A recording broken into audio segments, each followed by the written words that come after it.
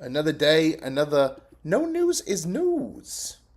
With your host, me, Mr. Wagner, here with you. I don't like being called Mr. Wagner. It gives me anxiety. Every time anybody ever called me Mr. Wagner growing up or in life, it's usually a bad thing. So, I like, usually, Alex Wagner. Or, as my branding, as my life, as my director name, Alex R. Wagner. The reason I'm talking like this today, guys, is because today, it's a wild one. It's a different one. It's strange. It's going to be a very slow news day, I feel like.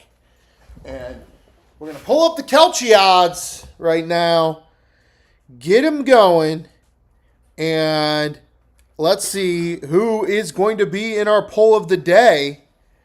Kelce odds for 2028 today are... Drum roll, please. Probably the same as they always are. Not much different, guys. Still 4 breakaways. No choices, no ties. Who will be president in 2028? Day, how many is this? Oh no. Jerry, relax, bro. 9 wins. Okay. 11. This is day 12. Day 12 of poll. Number 1 choice, Gavin Newsom with 2 wins. J.D. Vance is in second place right now, 18% as well. And he's got, is it 9 wins, Arb? 9 wins. He's got 9 wins. Should we like TRL this where like we retire people or something? And then we've got Marco Rubio. Pam Bondi gone? Oh, shit. Yo, I put the wrong title down. When did that happen? Did that just happen? Is that real? That Ding Dong, the Wicked Witch of the West is dead? Gone? Trump fires Pam Bondi as Attorney General. Oh, my God. Let me guess. He didn't really fire her. He promoted her or something, right? Now, Donald Trump has fired Pam Bondi as Attorney General. She will be replaced now by Deputy Attorney General Todd Blanche, who will serve as the acting Attorney General, Trump said. President wrote on Truth Social that Bondi would be transitioning to a much-needed and important new job in the private sector, praising her for her work in his administration and offering her no specific reason for why she would be leaving. Pam Bondi is a great American patriot and loyal friend who faithfully served as my Attorney General over the past years. Pam did a tremendous job overseas a massive crackdown in crime across our country, with murders plummeting to their lowest levels since the 1900s. Wow, finally, guys, we got her. We got her. Ding donger, the Wicked Witches did. But we probably don't even have literally anybody in here right now because I'm going to do the AOC so we can get the poll going, because we literally have like the worst title right now. So you're going to see me replace all this live.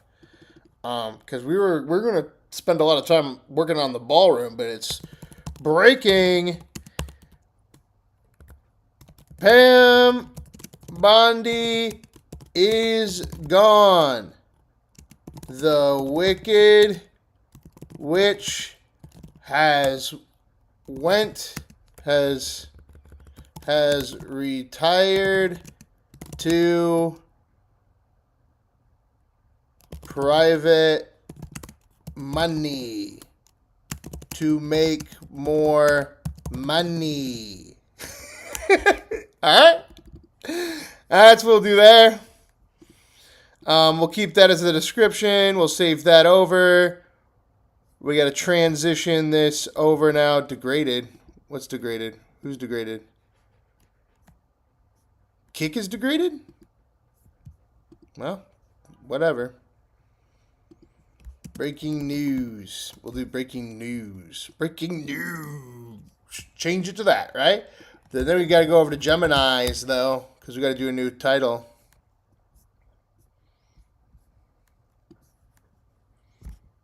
And we're going to make it like a Pam Bondi Wicked Witch theme. That's what I feel like we got to do right here. Pam Bondi swimming in endless money with green skin, like the Wicked Witch of the West. Put our little templater in. Hopefully it doesn't say the stupid stuff of, I cannot do that because that's a real person and you're making fun of them or something. I believe it was over the Epstein files. Damn, I hate to be the bad news kid, LOL. I can't believe that you came in here and you threw that at me, man. I literally thought I was going to fall asleep today.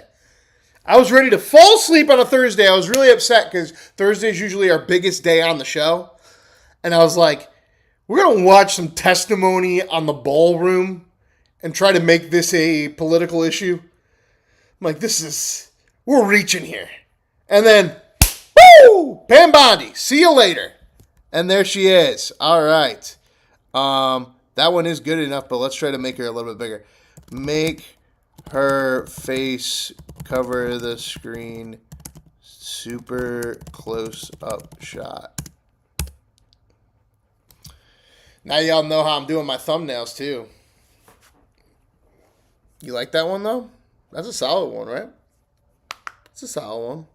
Darlene! We're just changing our breaking news on the Wicked Witch of the West finally going to her money pit, a.k.a. Pam Bondi being fired, a.k.a. private sector job. And so, just trying to sum this up here. I think that's pretty good. That's pretty good, y'all, ain't it?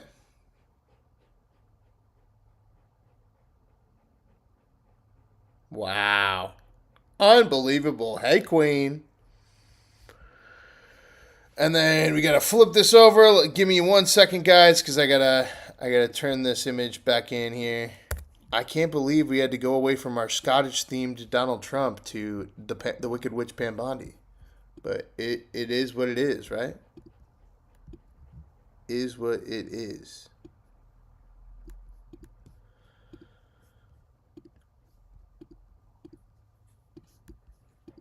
And Mrs. Pam Bondi, I heard.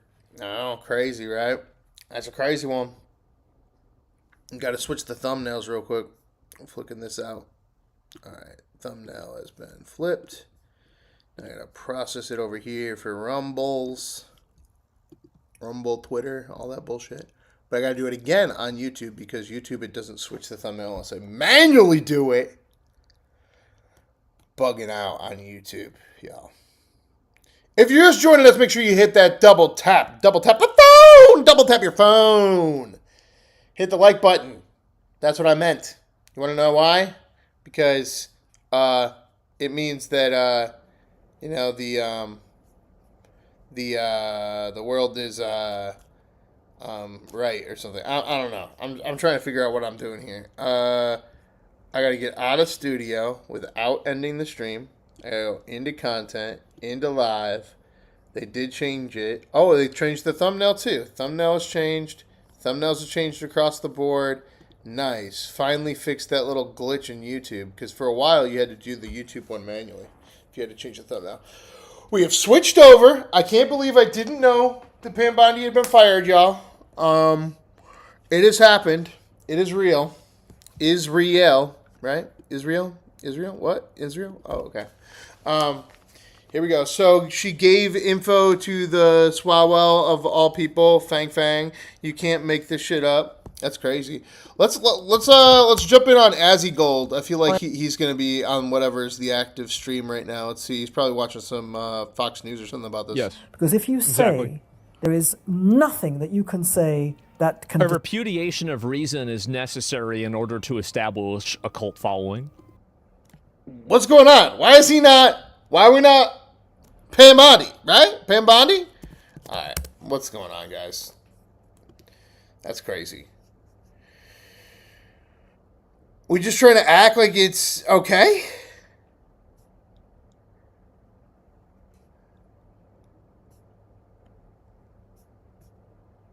Here we go. Pam Bondi. Kaylee, I just got off the phone with President Trump. We have a big scoop. Pam Bondi will soon leave her job as the Attorney General. She is going to get a different job within the administration. It doesn't sound like there is any bad blood between her and President Trump, but it does seem like they want her to go and do something else. And in an interim role, she will be replaced by Todd Blanche, who is currently her deputy at the Justice Department. So it doesn't sound like Hammer says hello. Long term. Trump said we would be out of Iran in 2 to 3 weeks, regardless of a deal. President Trump soon will announce to the entire world that it is the end of Pam Bondi's time as the Attorney General. He still thinks that she is a great person and that she did a good job, and he still wants her in the fold because she will still be an important part of the administration, he tells me. He tells me. So he tells me.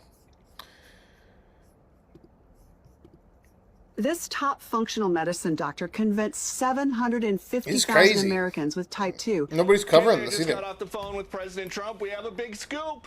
Pam Bondi will soon leave her job as at the Justice Department. So it doesn't sound like Blanche is being elevated long term to the Attorney General. There might be somebody else that the president wants to go in there.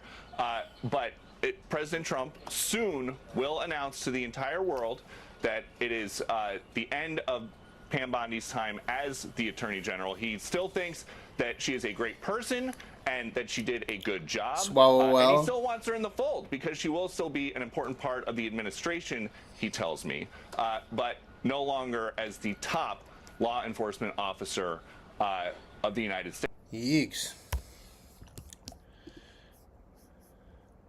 Anything else on that? That was it? That was it?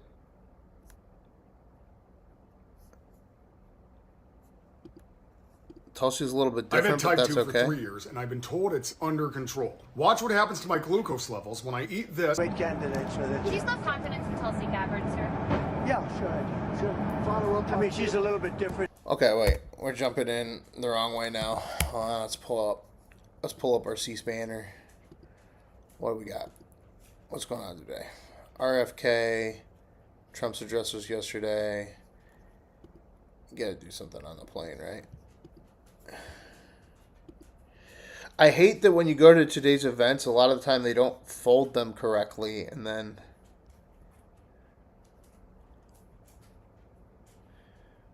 White House trade, Kennedy EPA. Yeah, we're gonna have to start with this one. Just how many people got fired under Biden? 0. That's why Trump won't fire anybody. The last time he was firing people, and that made him look bad. So now he's like acting like whenever we got to get rid of him and do all the corporate bullshit. Half the reason that people voted for Donald Trump was that he wasn't doing this bullshit, and now he's doing the same bullshit where he's just like faking it and being like, "Well, she's not really fired. She's going to go to a better place where she gets to get a speaking fee, and we pay her for forever." You mean the Clinton Foundation, the thing that you said you hated? Announcement on microplastics from Health and Human Services Secretary Robert F. Kennedy Jr. and Environmental Protection Agency Administrator Lee Zeldin. This is from EPA headquarters in Washington, D.C. For the first time, EPA is elevating microplastics as well as pharmaceuticals as priority contaminants in our nation's drinking water framework, and HHS, through ARPA-H, is launching STOMP, a first-of-its-kind national effort to measure, understand, and ultimately remove microplastics from the human body. Thanks to President Trump's leadership, today's announcement marks a major step forward in this administration's commitment to make America healthy again. This roundtable brings together leading scientists and federal leaders to build on that announcement, to examine what we know, what we don't, and what it will take to turn today's commitment into real progress for the American people. It's good to We be are a Commander-in-Chief. especially focused on bridging science and action, ensuring that the research we advance translates into tools, standards, and solutions that protect families, inform clinicians, and guide policy. We are joined today by HHS Secretary Robert F. Kennedy Jr., EPA Administrator Lee Zeldin, ARPA H Director Dr. Alicia Jackson, and EPA Assistant Administrator for the Office of Water, Jessica Kramer. And we also welcome today our panelists, Colleen Flaherty. She is a Division Director of EPA's Office of Water, where she leads work to protect public health and safeguard the nation's water resources. Also, Dr. Marcus Erickson, an environmental scientist and co-founder of Five Gyres Institute, known for pioneering research on microplastics and ocean pollution. Dr. Matthew Campen is a biomedical scientist and professor at University of New Mexico, who studies how pollutants, including microplastics, affect the brain and cardiovascular system. Dr. Leo Tresandi is a physician scientist and professor at NYU Lagoon Health, whose work focuses on environmental exposures and their impact on child health and long-term outcomes. Thank you all for being here and for the work you are doing to advance the field at a very critical moment. And now it's my pleasure to introduce a man who has spent more than 4 decades working at the intersection of environmental protection and public health, HHS Secretary Robert F. Kennedy Jr. Hello, everybody. Today we mark a turning point. The EPA and HHS are acting together to confront microplastics as a human health threat. And we are doing it with urgency and discipline. Plastic has become embedded in modern life. It's also become embedded in the human body. Researchers have detected microplastics in human blood, lung tissue, liver, kidneys, and human placentas. Studies have found them in more than 80% of people tested. One analysis estimates that the average person ingests tens of thousands of microplastic particles each year through food, water, and air.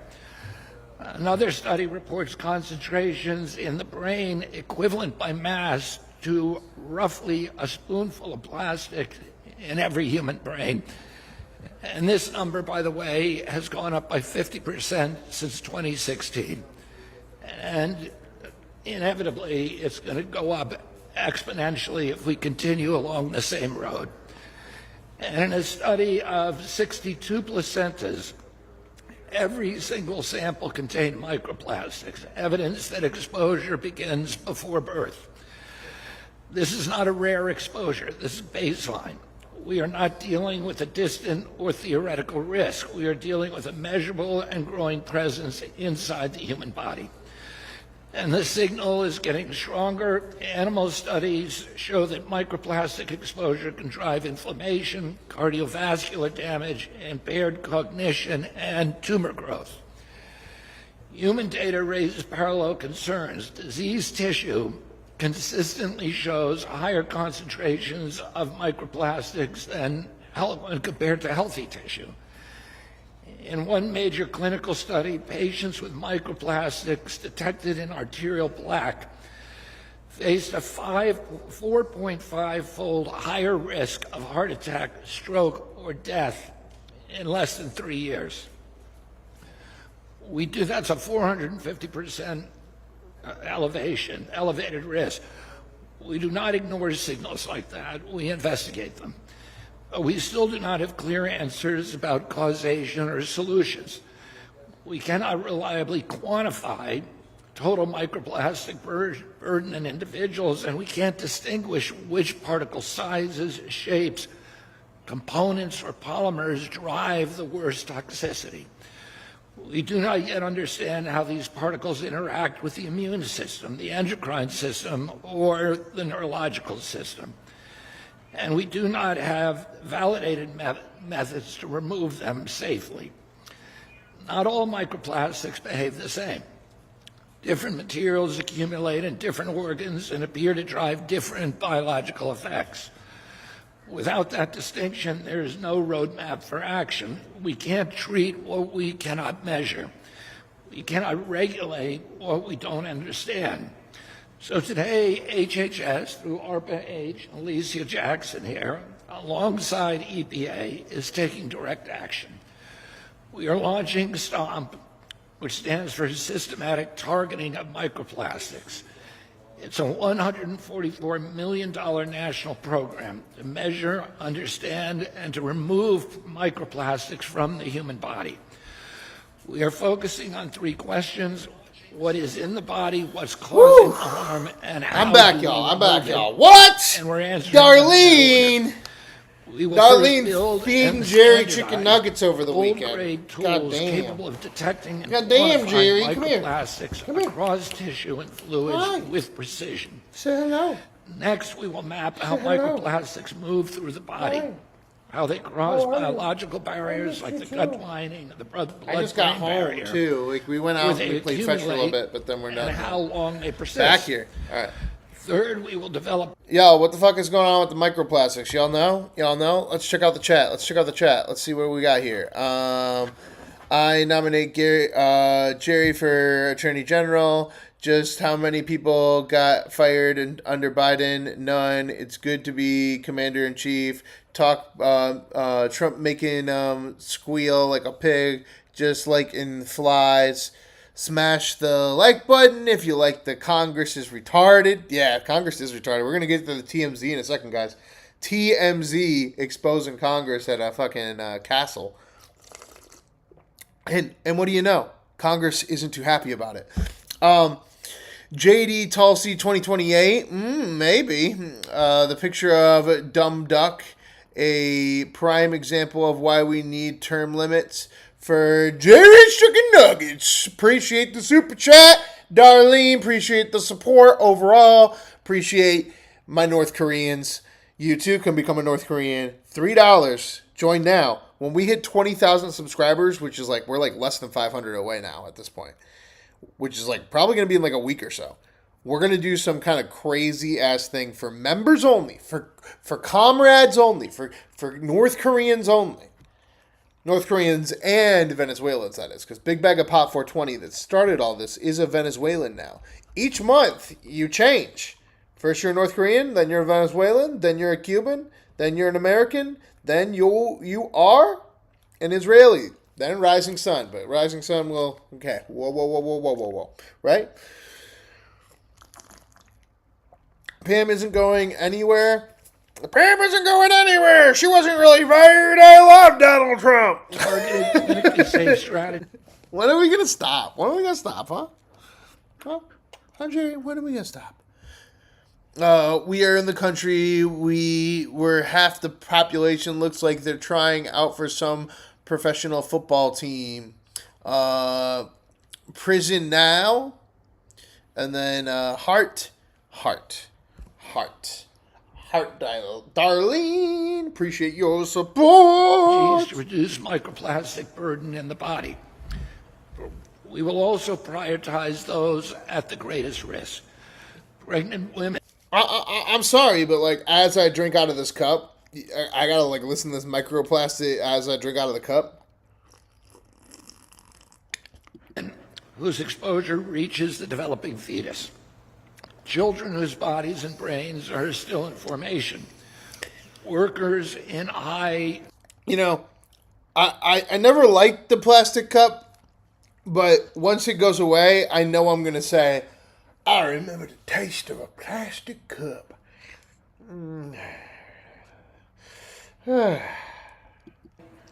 exposure environments and patients with chronic conditions that may be exacerbated by inflammatory or toxic stressors. The science has not kept pace with the scale of exposure. We are now going to close that gap. We are bringing together engineers, clinicians, toxicologists, and data scientists. We are setting measurable targets. We are holding ourselves accountable for results. Guys, how silly is it that we're doing stuff like this when we're on the fucking moon, bro? Like, we're on the fucking moon, bro. Look at that shit. We're on the moon, bro. We just out there. I know it's just like a black dot, but we out there. Yeah, Pam's favorite quote is "Stop it right now." Okay, Pam. No, it's stop.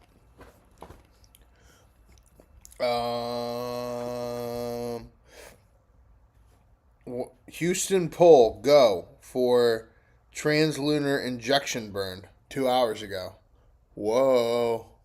Whoa.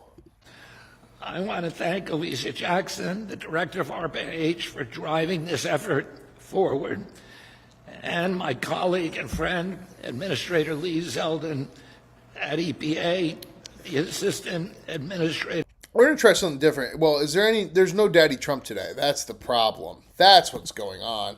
For a second day in a row, well, last night we did get Daddy Trump, and then it was like weird, but then it wasn't. Like the last 2-3 minutes were pretty good. After that, though, it was just like, But, well, he spoke to reporters aboard Air Force One. Trump speaks.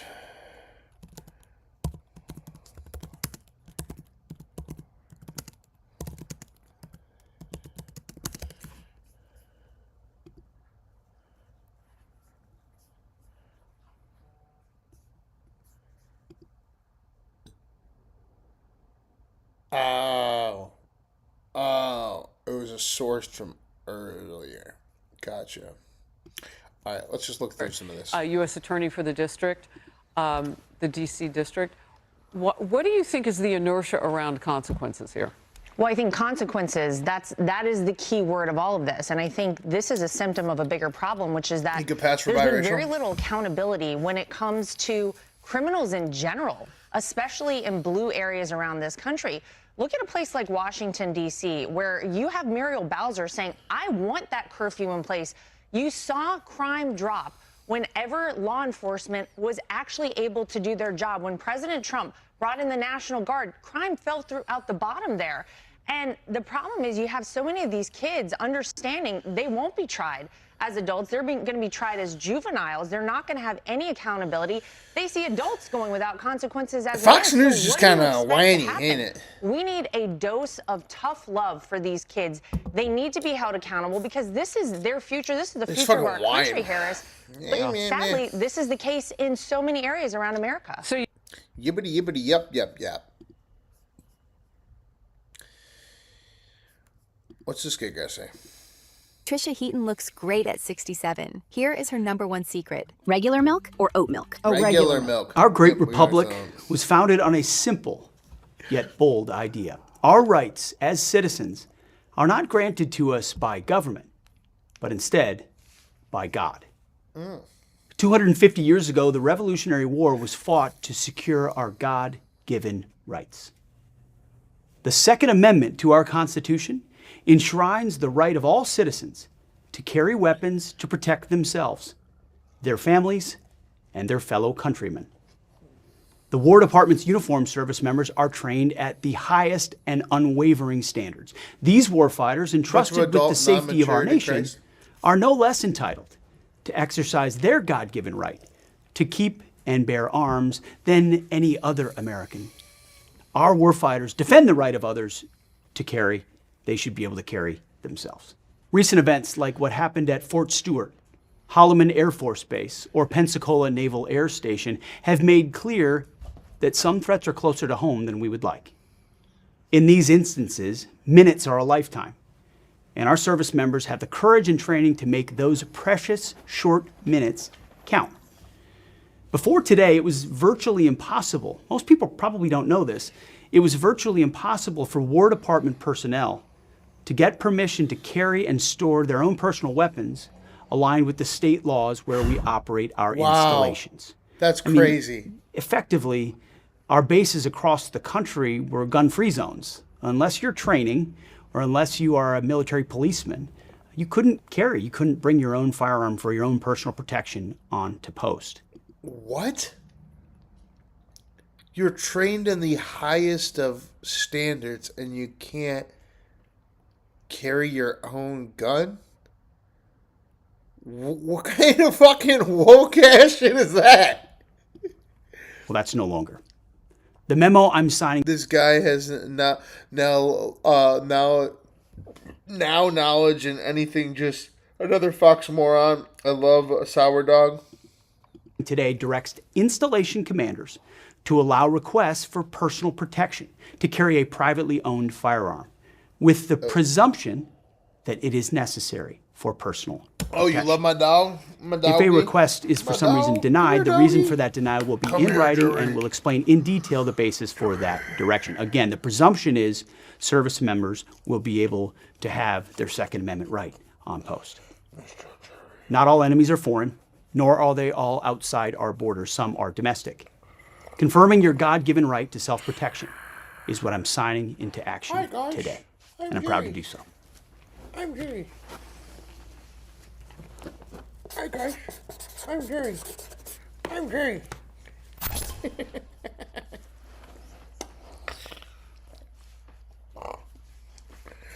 All right.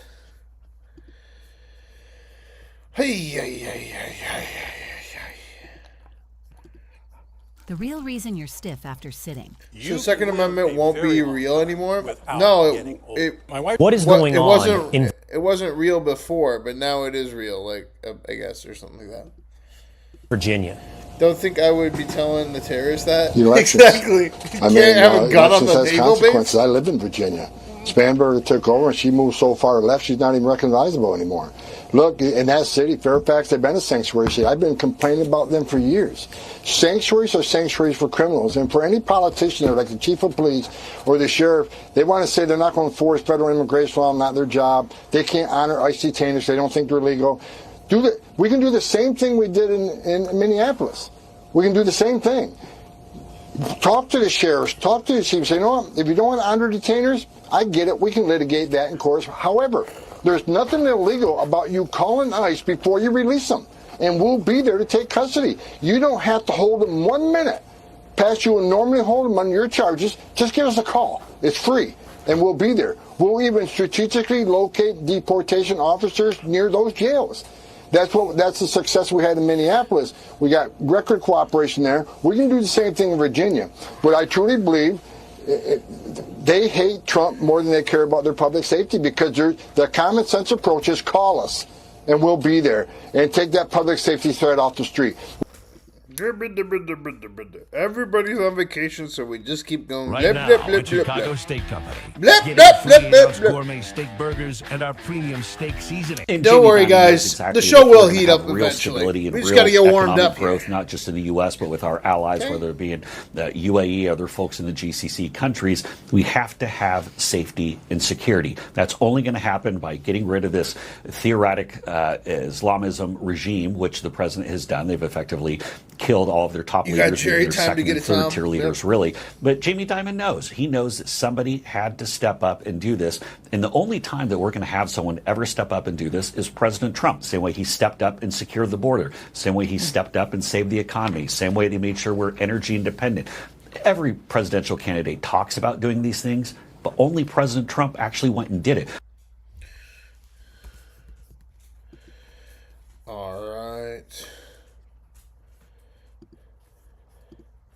Let's be honest, 1993 the math Democrat just isn't adding up lately. Harry Reid Between groceries and everyday costs, families are amending feeling birthright The submission. American people think our immigration policies are a joke when we select 40,000 new immigrants a year by lottery. Can anyone honestly tell me that it is sound and rational to make public policy based on the roll of a dice or the flip of a coin? Wow. Heads, we admit you. Tails, you stay home.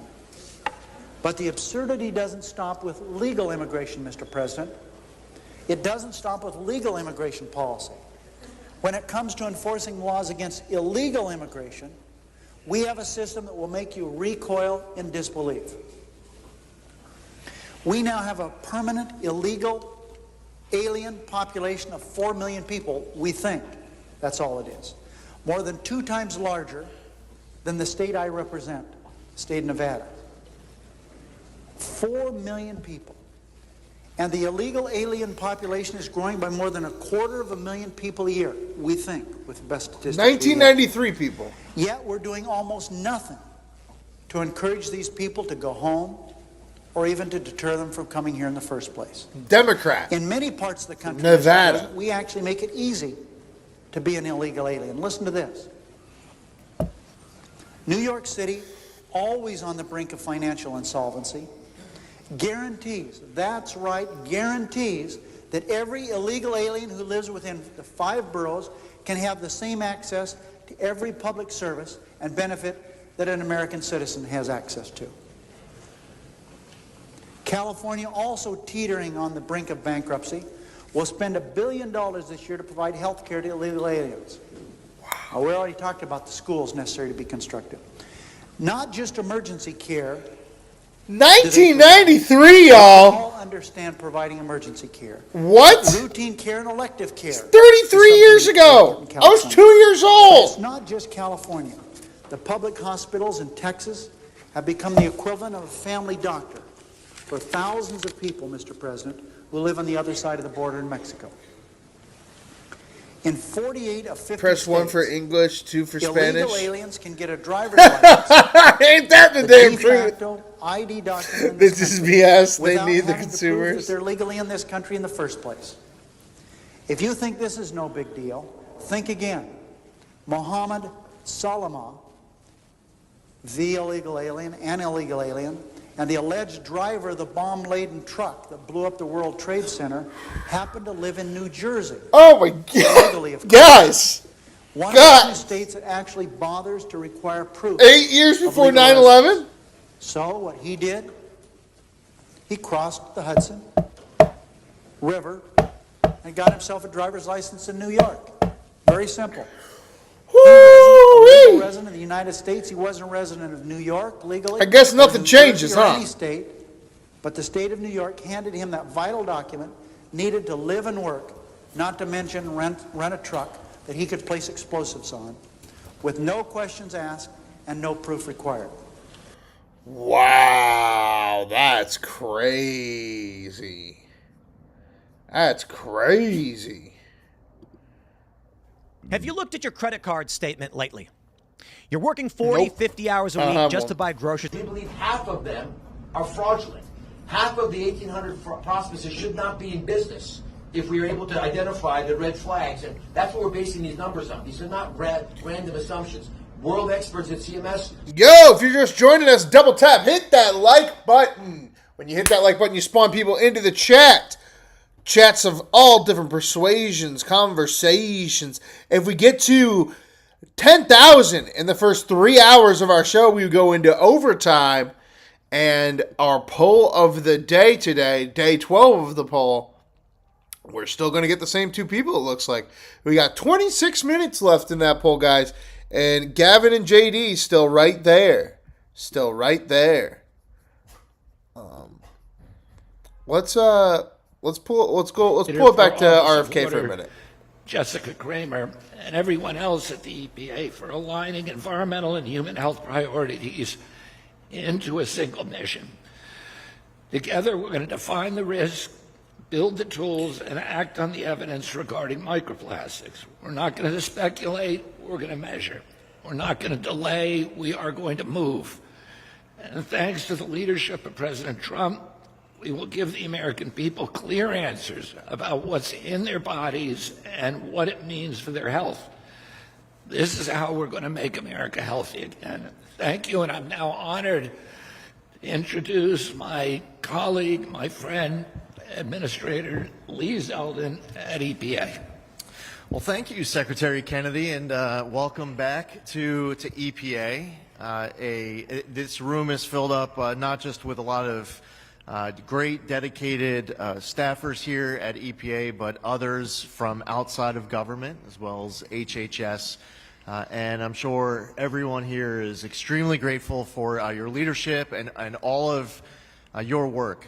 As a New Yorker, I've seen so many different ways that you've impacted the place where I grew up, that was home, born and raised. And this isn't a mission that you started 14 months ago. It was a mission that you started decades ago, and grateful for your passion. Thankful for the entire team at HHS for being here and being part of this momentous day for drinking water in the United States. Now, shortly after his swearing in last year, President Trump created the Make America Healthy Again Commission, chaired by Secretary Kennedy. Under the leadership of Secretary Kennedy, it's been an honor to serve as part of this significant initiative that has brought together so many different agencies to collaborate. And that's one of the things that we've seen from President Trump time and again. I've experienced it with the National Energy Dominance Council as well. You have these different agencies that were siloed off in the past. They're just focused on their own equities, in their own worlds. They're not coordinating. They're not cooperating. And as a result, you end up with a less efficient government. But the culture that we have inside this administration is for a maximum amount of collaboration, and that is why we're here today. And we're taking major steps in today's announcement to make... Does he have throat cancer or something? No, he, it's like something with a viral infection or something that he had. Like he had some sort of autoimmune thing that happened. Make America healthy again. And then it was like a reaction to announce a from landmark set of vaccine or actions something. by EPA to safeguard the nation's drinking water, from microplastics, pharmaceuticals, forever chemicals, and dozens of other contaminants. At the heart of these actions is our draft 6th contaminant candidate list, known as CCL6, which we are releasing today for public comment. CCL6 is a critical tool under the Safe Drinking Water Act that drives research, funding, and future regulation of emerging threats in public water systems. The draft CCL6 includes 4 contaminant groups: microplastics, pharmaceuticals, PFAS, and disinfection byproducts. It also covers 75 chemicals and 9 microbes that may be found in drinking water. And now, for the first time in the program's history, EPA is designating both microplastics and pharmaceuticals as priority contaminant groups. This is a direct response to the concern of millions of Americans who have long demanded answers about what they and their families are drinking every day. It's also a credit to the tireless efforts, research, and advocacy of the dozens of microplastics and drinking water experts, including many who we have here in the room today. This draft CCL6 is going to help us prioritize funding, research, and information collection. This will allow us to better understand the potential risks of these substances in drinking water while advancing gold standard science. For too long, Americans have been ignored as they sound the alarm about plastics in their drinking water. That ends today. By placing microplastics on the contaminant candidate list for the first time ever, EPA will follow the science, will pursue answers, and will hold ourselves to the highest standards to protect the health of Americans. Today's announcement marks the beginning of a 60-day public comment period, and we encourage Americans far and wide to make their voice heard and to give us feedback. We want your input. I can't think of an issue that hits closer to home for American families than the safety of their drinking water. And I want to be clear, this is just the first step in the regulatory process. The human health benchmarks for pharmaceuticals are not regulations, are not enforceable on their own, but they are a vital resource that can empower local decision makers to evaluate risks and protect their communities when pharmaceutical contamination is detected above safe levels. Today's actions represent a major step forward for drinking water. We are ensuring that the science catches up with the real-world challenges Americans face, and we are giving regulators the tools they need to act. This is a win for every American. With this effort, the Trump EPA is advancing gold standard science to inform policy and ensure the best possible outcomes so parents can feel confident filling their children's glasses at the kitchen sink. I want to thank you all again for your unrelenting commitment to making America healthy again and to the safety of our nation's drinking water. And now I will turn it over to Jessica.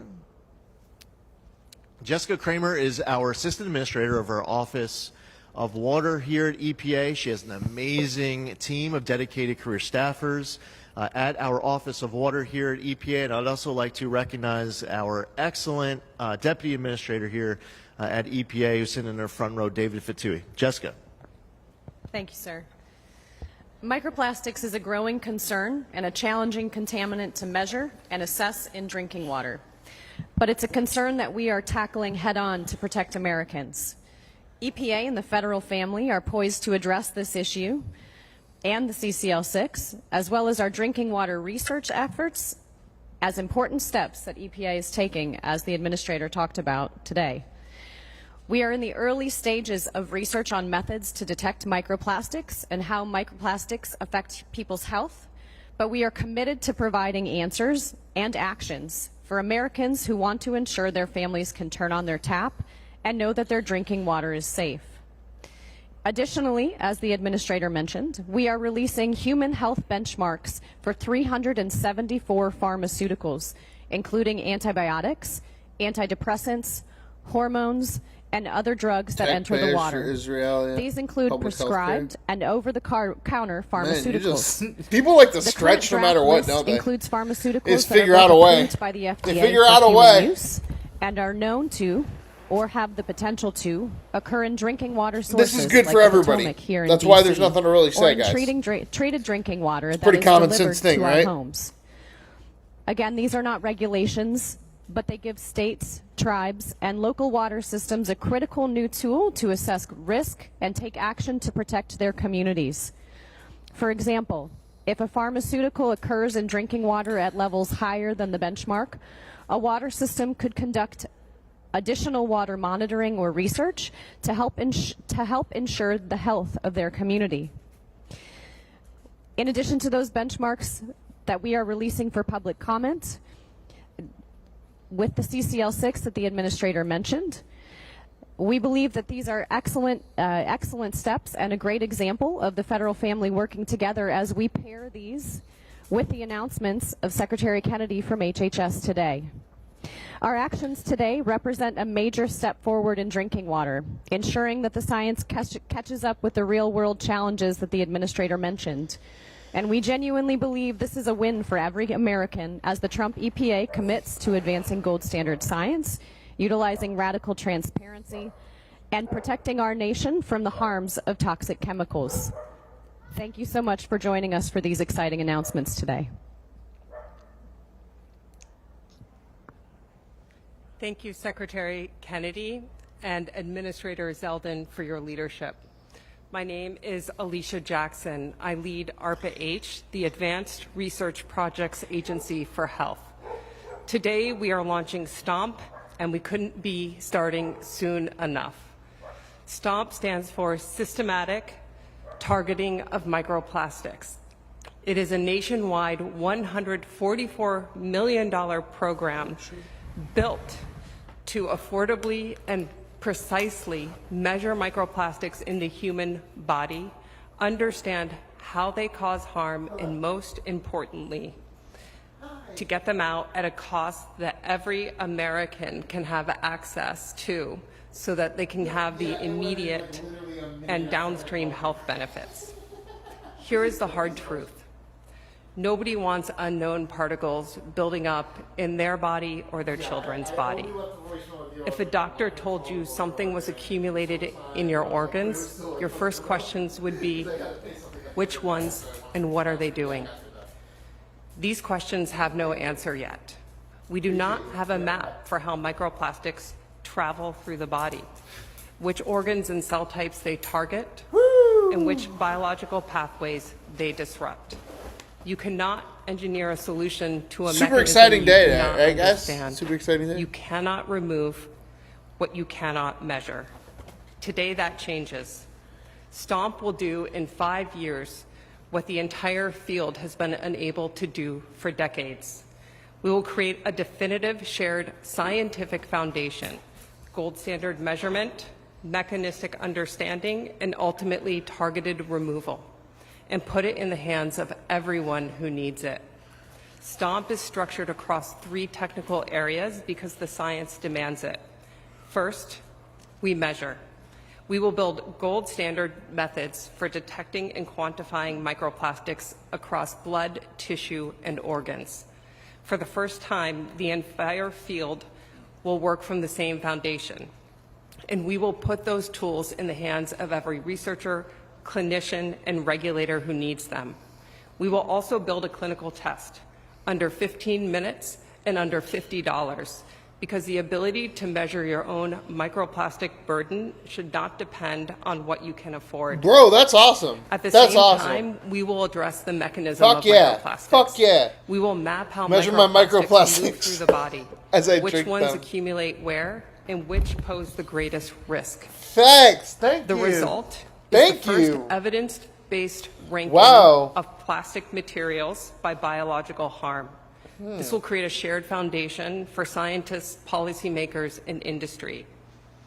And lastly, we remove. STOMP will develop targeted interventions to limit accumulation and clear what's already there, precisely and safely, built on everything that the first phase reveals. Every tool that STOMP builds, from the affordable clinical test to the openly shared measurement standards, is designed for access, not for exclusivity. That is how you protect national health, and it is how you lower the downstream costs that microplastic-related disease will otherwise impose on our healthcare system. Fuck yeah. This program is built for every American, for the pregnant mother and her child, for the farm worker. This is what the we factory should have. worker, Bro, we did not need COVID tests, but yes, we did need microplastic tests. for the patient managing a chronic disease. Bro. For everyone who is carrying a burden that we cannot yet fully measure. Under $50 too. This field has been working in the dark long enough, and STOMP turns on the lights. Thank you.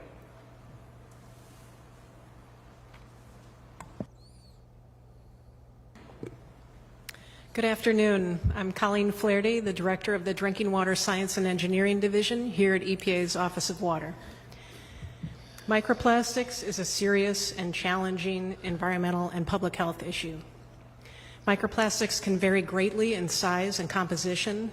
There are many different types of plastic polymers that may degrade and get into our water. These plastic polymers can also carry other chemicals, as well as pathogens like bacteria and viruses. Measuring these complex mixtures of microplastics in drinking water and understanding their potential health effects is very, very challenging.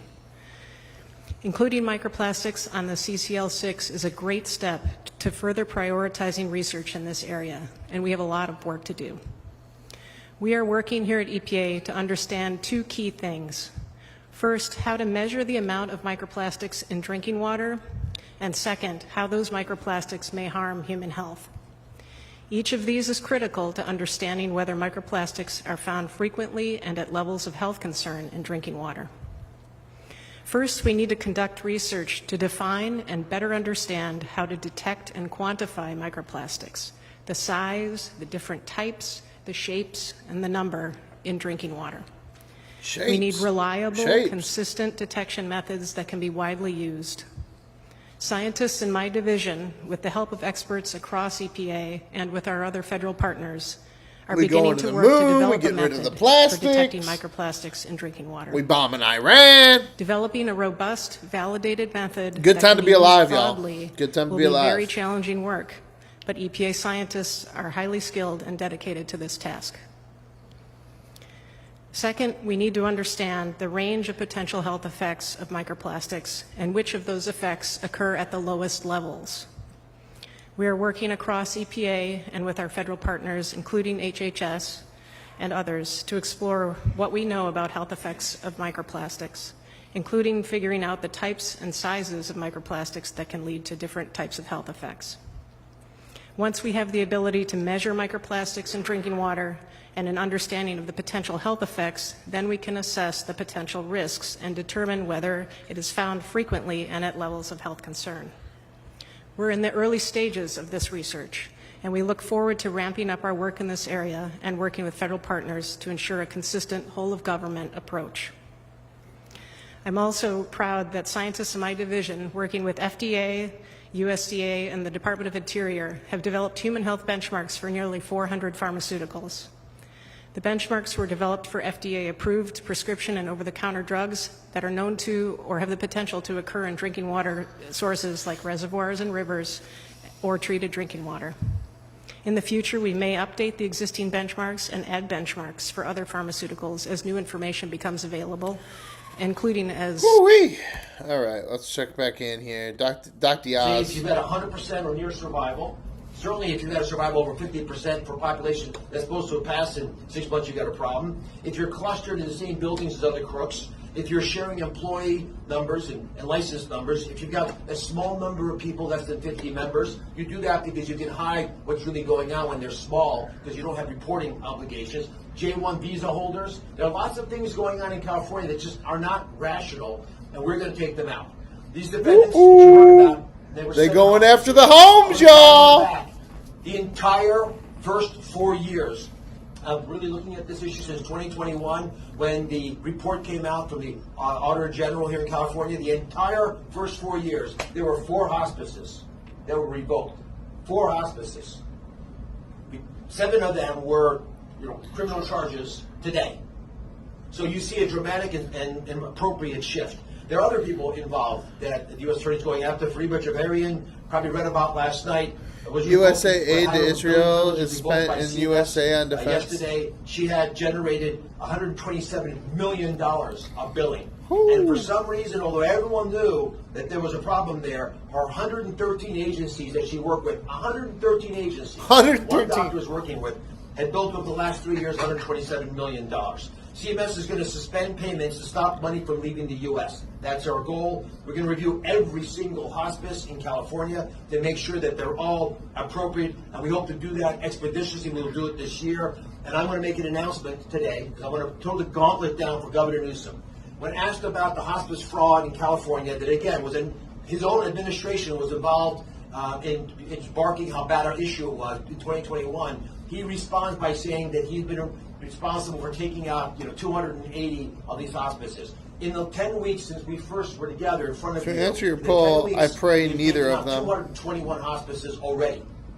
221. We will surpass the governor's achievements in the first 4 years. It's there every day. We keep trying to get better third parties to throw in. We don't see that happening in California.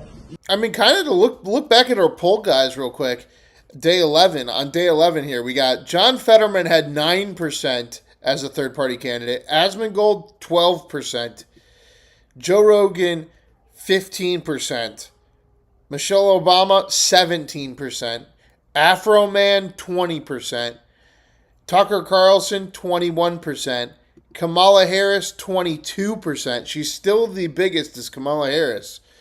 And J.D. Vance has 9 wins, and Gavin Newsom has 2 wins. But Kamala Harris is the only person close enough to him, guys. That's pretty crazy. There's also a, what was the other one? Oh, Elon. Elon Musk is right in there. Elon Musk is like 19. Elon Musk is like a 19. So, there's that. And then tonight, guys, in 6 minutes, the third-party candidate is going to be none other than RFK, Mr. Secretary Kennedy, the guy with the microplastic announcement today. The big news, guys. Big news day, obviously. Microplastics, the big news of the day. Besides Pam Bondi being fired, but they're just trying to act like she wasn't fired. It's just like, no, she's going to get money.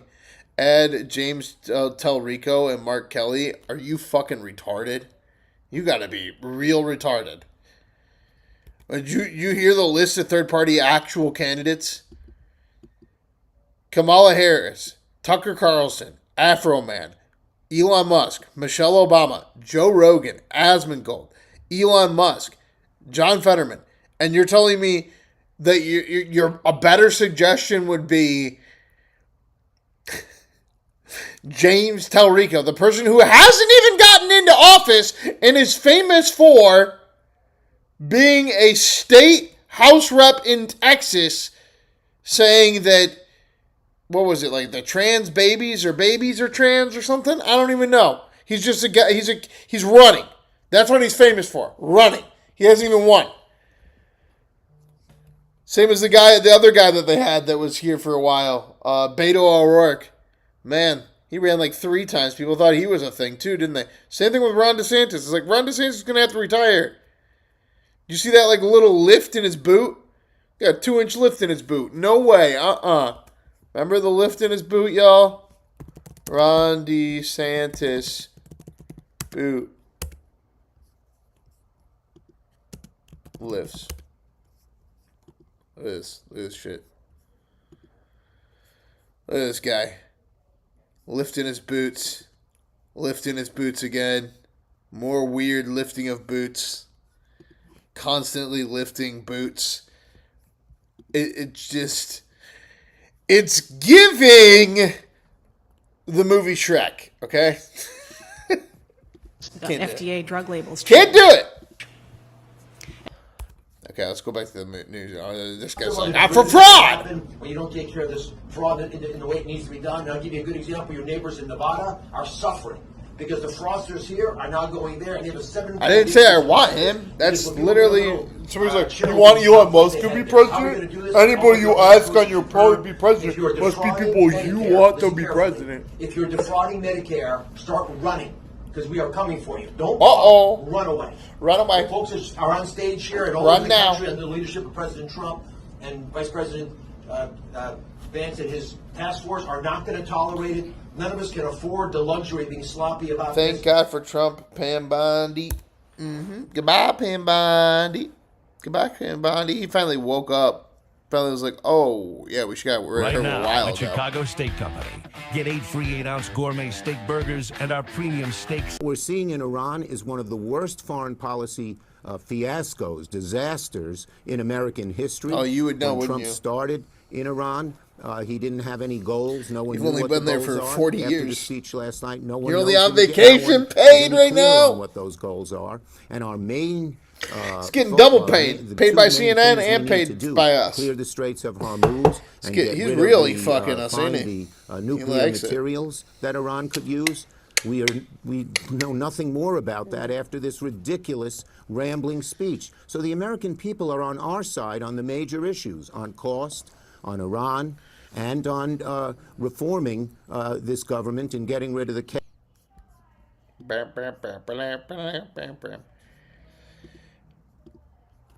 This is the $2 homemade Mounjaro made with gelatin and 3 other ingredients that took me from 2. So this plan that just passed in the Senate does not include the reforms to immigration enforcement operations that Democrats had not only demanded, but even used as reasons to withhold their votes for DHS funding when all of Just this like began last time. more than a month ago.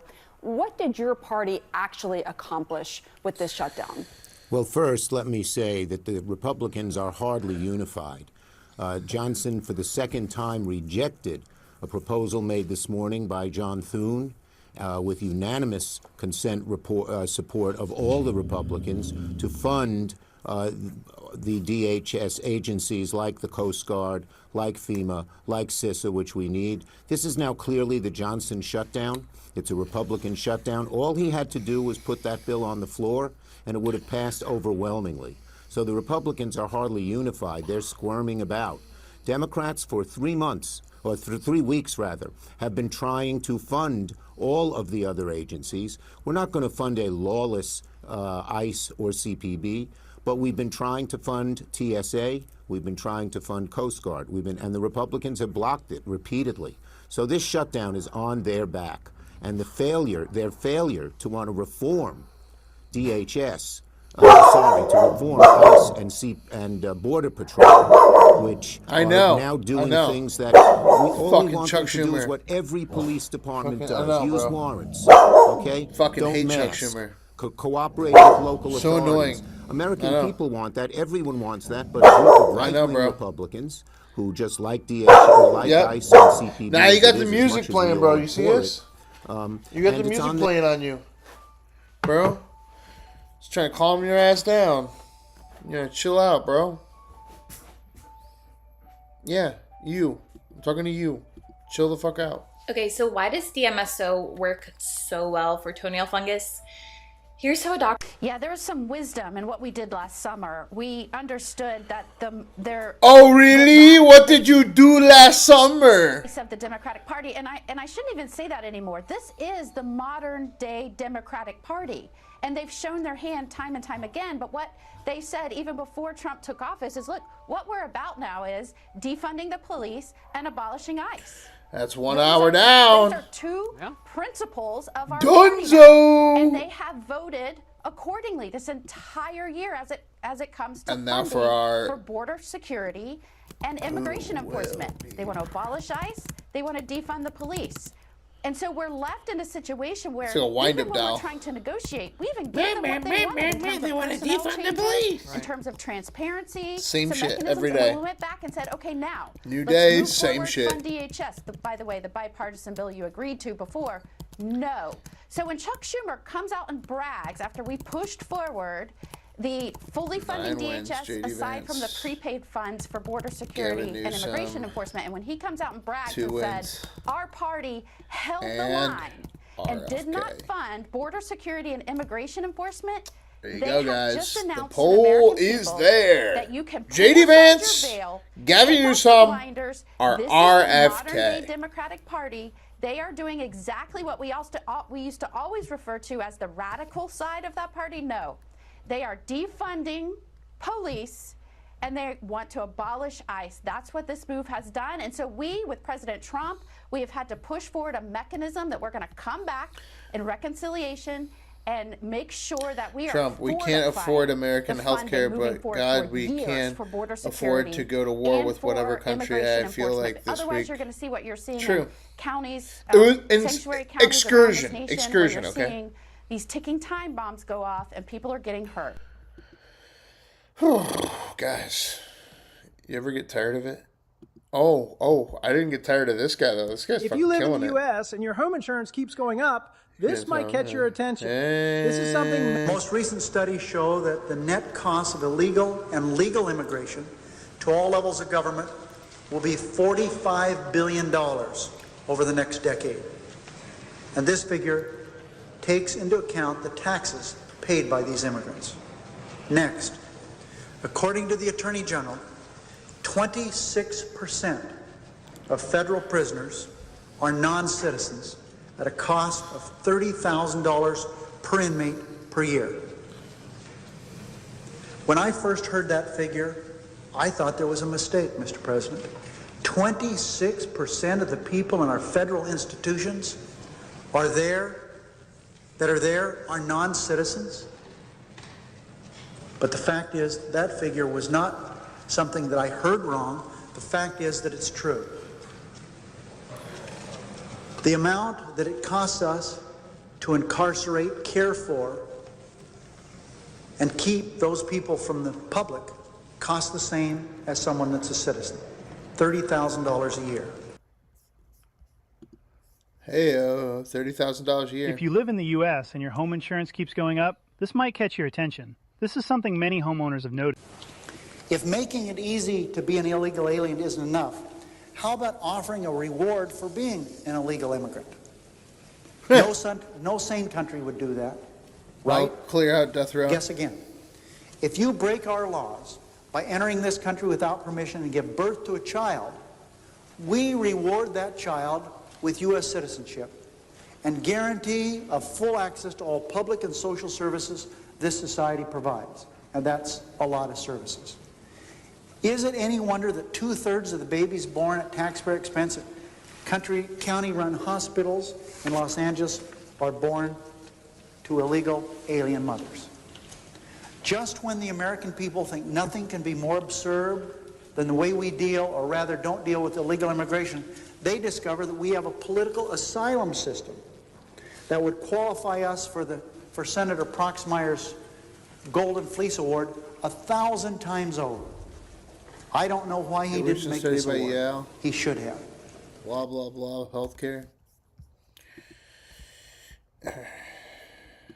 Slow day, slow news day, guys. Let me break down the toenail fungus problem the way an engineer would. You have an infection living inside. Through to the American people last night in light of the fact that they're so concerned with the economics, their wallet, gas prices. Well, yes, Todd, Carly. The president did a few things last night. Number one, he provided an operational update on Epic Fury. And the truth is that operation scoped around those 4 goals that he originally laid out: annihilate Iran's ballistic missiles and capacity to build more, destroy their navy, weaken their proxies, and ultimately destroy their ability to possess a nuclear weapon. The United States military is doing an incredible job meeting or exceeding all of our benchmarks on all of those goals. And the president also leveled with the American people. The president's been very clear from the beginning about the temporary disruptions that will occur as a result of Operation Epic Fury. But look, the president also has taken a number of economic actions from the beginning that helped us absolve the impact, again, of these temporary short-term disruptions. Unleashing American energy. America now produces more oil than anybody else in the world. Deregulation, tax cuts, all of these things helping us be able to bounce back, not just where we were before, but better than we were before once this operation concludes and all of our military objectives are met. Let's check it. Let's check it. Gemini. Where does the U.S. Overall health? We're checking on. As Jess said, those benchmark values. We're trying though. Informational only and are not regulations. To develop the benchmarks, we used the lowest oral therapeutic dose from FDA-approved labels, with a safety margin to account for variability among people and for missing information. And then we considered how much water a person typically drinks every day. We developed 2 benchmarks for each pharmaceutical, one for the general population, all ages of people, and one for infants, because they may be more sensitive to the exposure. These benchmarks are currently in draft form and are open for public comment along with the CCL6. Wow.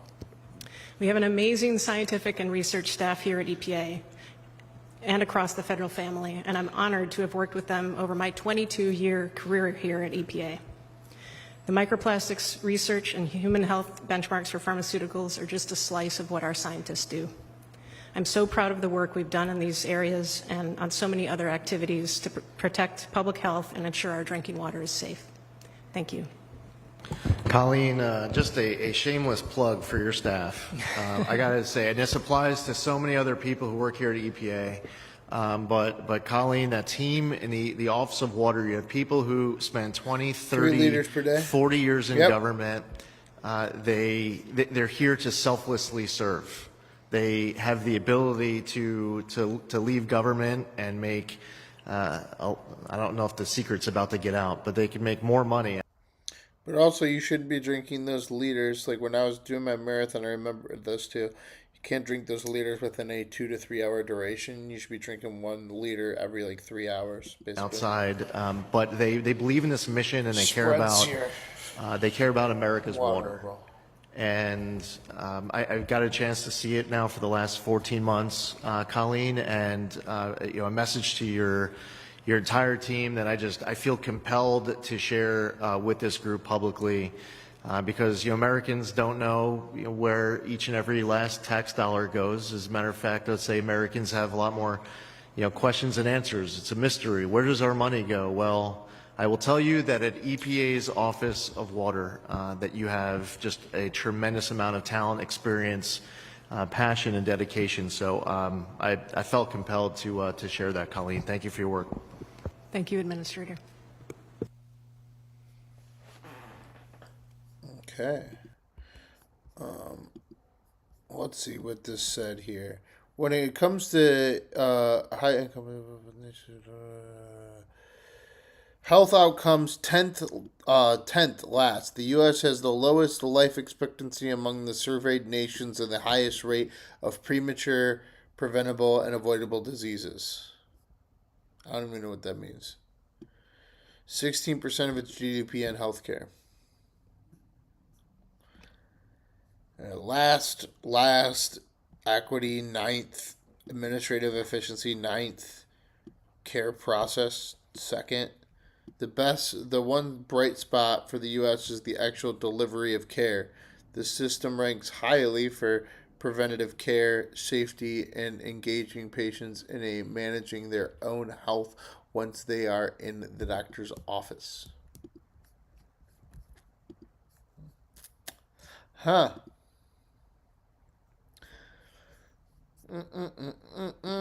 Oh, what is this? Right now at Chicago Steak Company. Get 8 free 8-ounce gourmet steak burgers and our premium steak. It might land wrong, but I'm going to try anyway. This is the first time we're going to send humans to the moon, and we're going to have humans in low Earth orbit. That is awesome.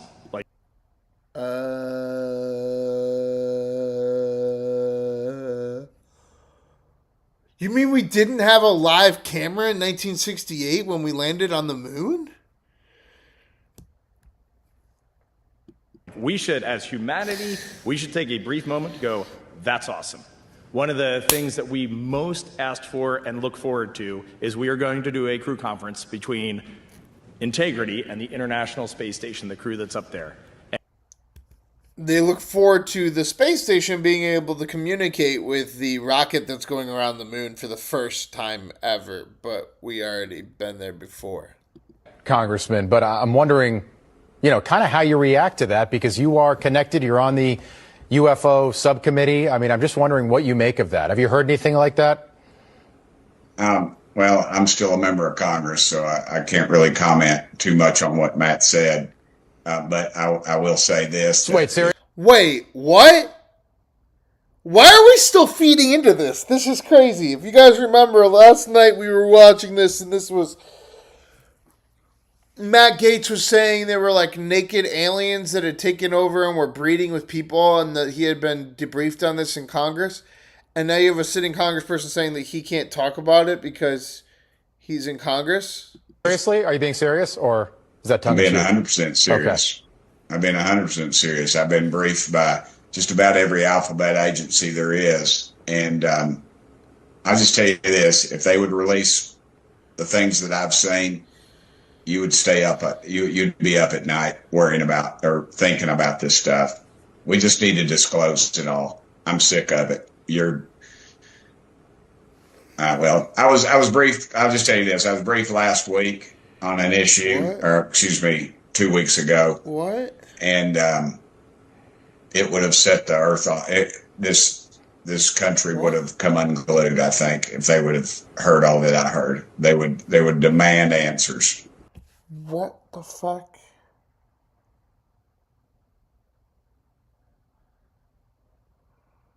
Guys, this is like a Republican version of a John Fetterman. This is a rational leader.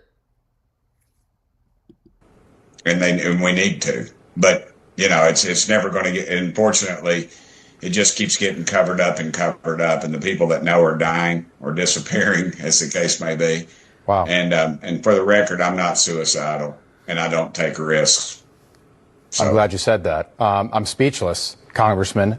We will have you back. You should be. And I told the president, release it all. And the problem is the people that are around the president don't know and the president doesn't know the questions to ask. A few of us are going to have to get with the president and tell him what he needs to ask and where he needs to look. I mean, we're in meetings and they give addresses and tell locations of items, I'll just say. And the public has a right to know, dadgummit. It's your tax dollars. Absolutely. Let's get it out there. You got my attention. What the fuck? Coming from him? What?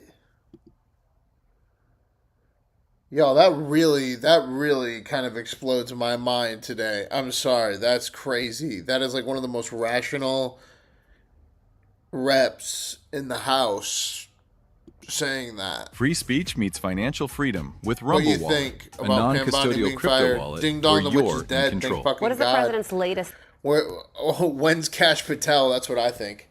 When's the Cash Patel?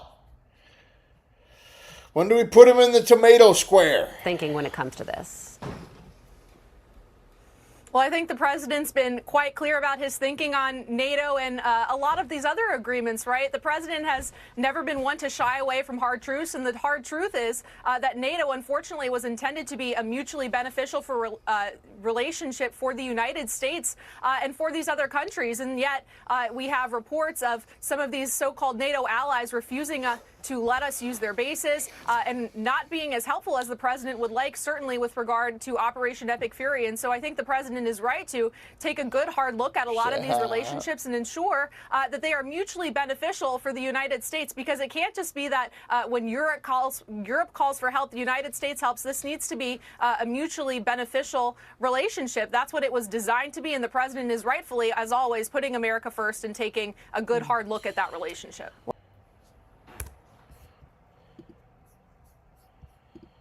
Oh, you see this? They released the body cam footage of Tiger Woods. Answer to everything. We have a show on the hour every hour, and we just into Fox. New body cam video giving us a closer look at Tiger Woods in the moments after his latest rollover crash. His latest DUI arrest in Florida. Dana Marie Free Tiger Woods on what the newly released video shows and where the case possibly goes from here. And the audio on that, we just got to watch it. Nowhere he's a billionaire. Because it's just too quick to us getting it, Dana Marie. But the audio is really Trump critical very because he unhappy looks with like he's NATO. hurt on the ground. Yeah, he is. Hi, Harris. That's right. Just getting a first look at this. We know officers are assessing Tiger Woods for his injury. He's on a knee, seemingly shocked this all happened. And we do want to play that audio because you can hear him describing how he was distracted when he hit the car on that road. Take a listen. All of a sudden, boom. I'm gonna just take a look here. I'm going to just like take. Is this comfortable for you? All political and military distributions subject to a vote. Yeah. Why don't you have the captain come?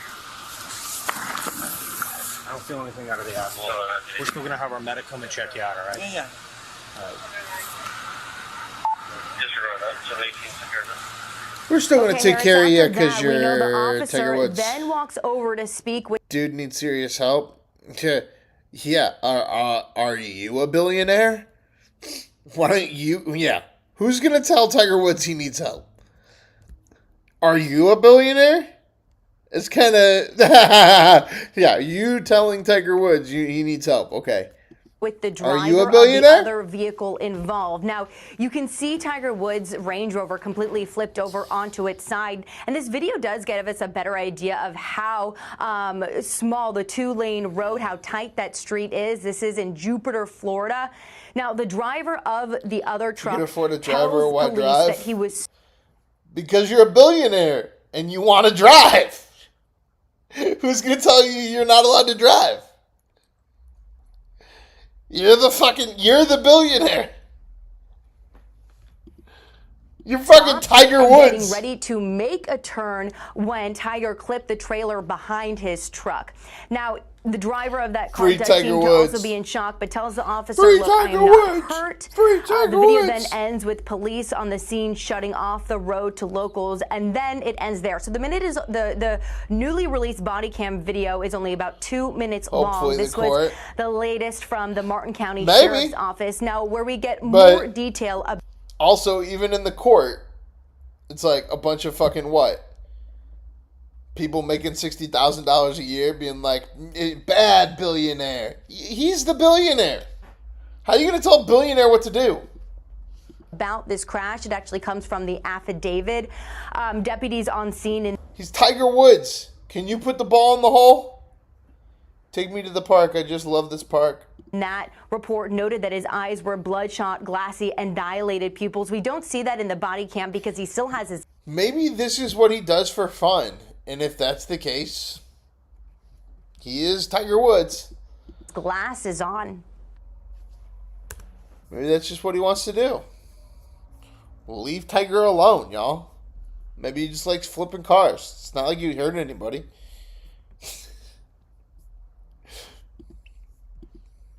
If you live in the U.S. and your home insurance keeps going up, this might catch your attention. This is something... Double tap, hit that like button, y'all. We are an hour and 23 minutes in, 7,000. We're 2,500 away from overtime. 18 minutes into the poll. JD Vance coming away with it again. RFK, 7%. Fuck up cars, yeah. Here's another arrest down in Topanga Hospice, and here they were paying kickbacks to the patients, giving them $600 a month in an envelope. That's because they were getting reimbursed from the feds about $6,000 a month. Now, they are also paying marketers to find seniors and take their Medicare card. They bilked the government for about $8 million, not eligible, and they were not terminally ill.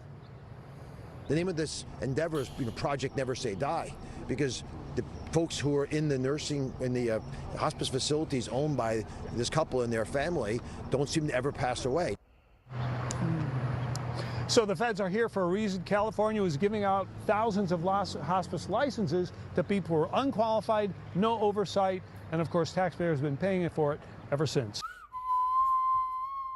Yeah, there were like 117 hospices in one building, so there was that part of it.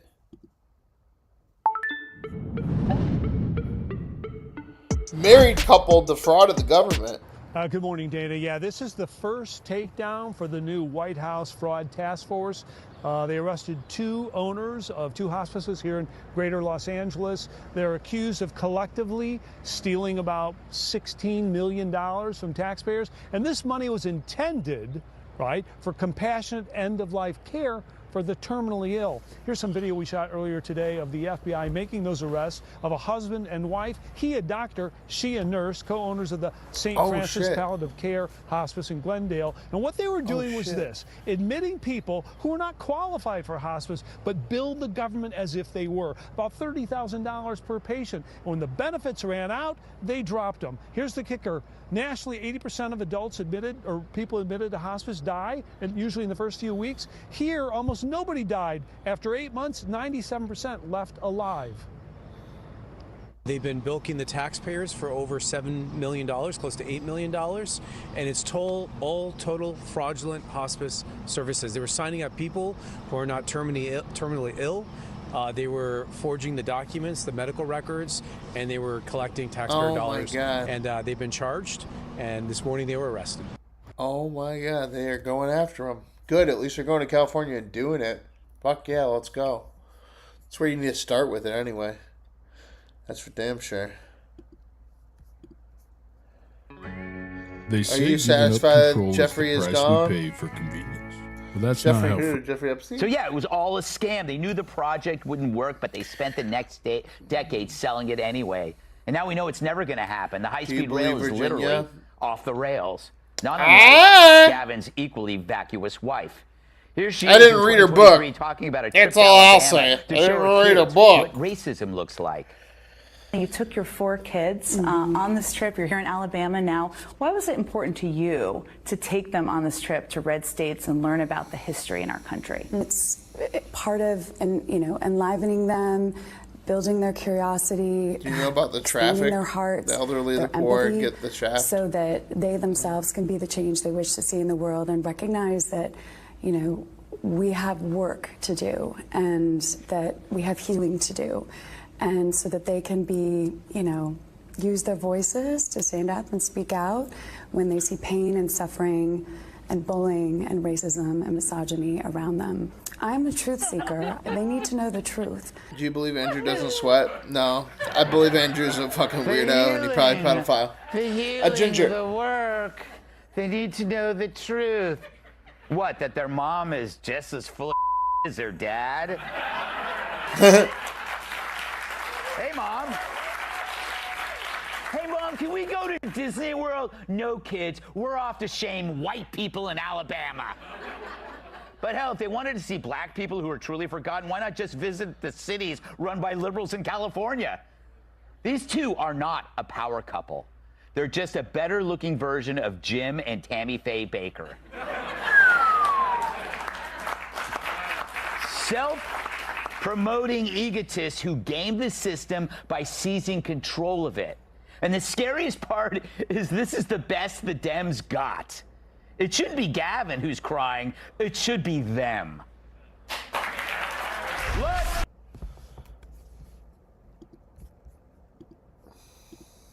Want to know why Japanese never get diabetes? While the diabetes industry is trying to ban apple cider vinegar, A bottle of wine from 1945 sold for a record-breaking $812,000.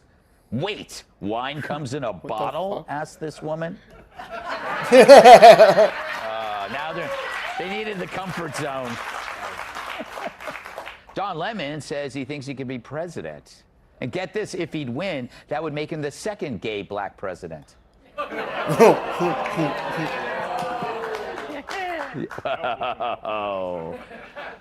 Dozens of lives were at risk when pilots mistakenly contacted New York's JFK air traffic controllers while trying to land at LaGuardia Airport 10 miles away. That reminds me of the time I sent a text intended for Britt Hume, but accidentally sent it to Kilmeade. And I had to tell Kilmeade to put his clothes back on and go home. They gotta like ruin his own jokes. And finally, a federal judge struck down President Trump's executive order to cut off funding to PBS. Thank God. Big Bird can finally stop blowing Bert and Ernie for beer money. Why'd they end with those? Like, they had like good jokes and then they just kept going. Kept going until he bombed. If you live in the U.S. and your home insurance keeps going up, this might catch your attention. This is something many homeowners have noticed. They tried to build another enrichment program. Oh, this guy? He's back? He's not at Disney World anymore? Program. He's cut off their ability to have a nuclear weapon, and they're not going to be able to be the largest state sponsor of terrorism because they don't have any money. Epic Fury is one of the most successful military operations in history. God bless the 13 and the injured. But they died in noble cause protecting America and the world from a cancer. He described the Iranian regime as a cancer. To anybody who's ever had a family with cancer, cancer is the enemy. The cancer hurts and it kills randomly. If you're just joining us, double tap, hit that like button. When you hit that like button, you send people into the algorithm for our poll of the day. Remember, our poll of the day every day is who will be president in 2028. Day 12 of our poll, J.D. Vance with 9 wins, coming away with it right now, 64 votes. Gavin Newsom, 2 wins, 31%, and RFK, 9%, getting the same as our lowest third-party candidate, Mr. John Fetterman right now. So, got about an hour and a half left, unless we hit that 10,000, which we're about to, and then we will go into overtimes. It's a slow news day, though, guys. We're just going to get through the rest of this, and then we might cover some Johnny Harris, etc. And Alex Wagner, 2028? No, I'm not rich enough. The cancer of the Mideast. They were the largest state sponsor of terrorism. And if you're talking about the MS Now fucking lady, no, absolutely not. She's not allowed to do that to me. American blood dripping from their hands. Since 1979, every president's been talking about, we're not going to let them do this, we're not going to let them do that. Well, nobody did a damn thing until Donald Trump came along. And within 32 days and a couple of weeks to go, he's going to take the largest state sponsor of terrorism and grind it into ashes. Grind it into ashes.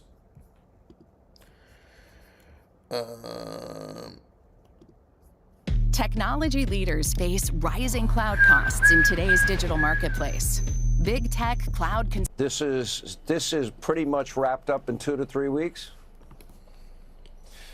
Yeah, I do. So I like a president who has an objective, defines what the objective is, tells the military whatever you need to accomplish the task, you have my blessing.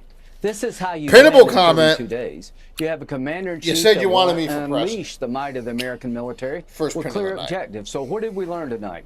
In 2 or 3 weeks, we'll have completed the objective of destroying their ballistic missile program, no longer be able to threat America or Europe, make more missiles. We've learned tonight that their nuclear ambitions to build a nuclear bomb have been completely decimated, and their ability to finance terrorism is gone. In about 2 to 3 weeks, those objectives will have been met. And how does this movie end? Here's what President Trump said tonight. If you're in Iran, you better be listening. I'm willing to do a deal to make sure you don't become the largest state sponsor of terrorism again. I'm willing to do a deal that will allow you to exist under certain conditions. You have to change your behavior. But if you don't do a deal, I'm going to decimate your ability to come back economically. Hey, calm down, Lindsey Graham. Calm down, Lindsey Graham.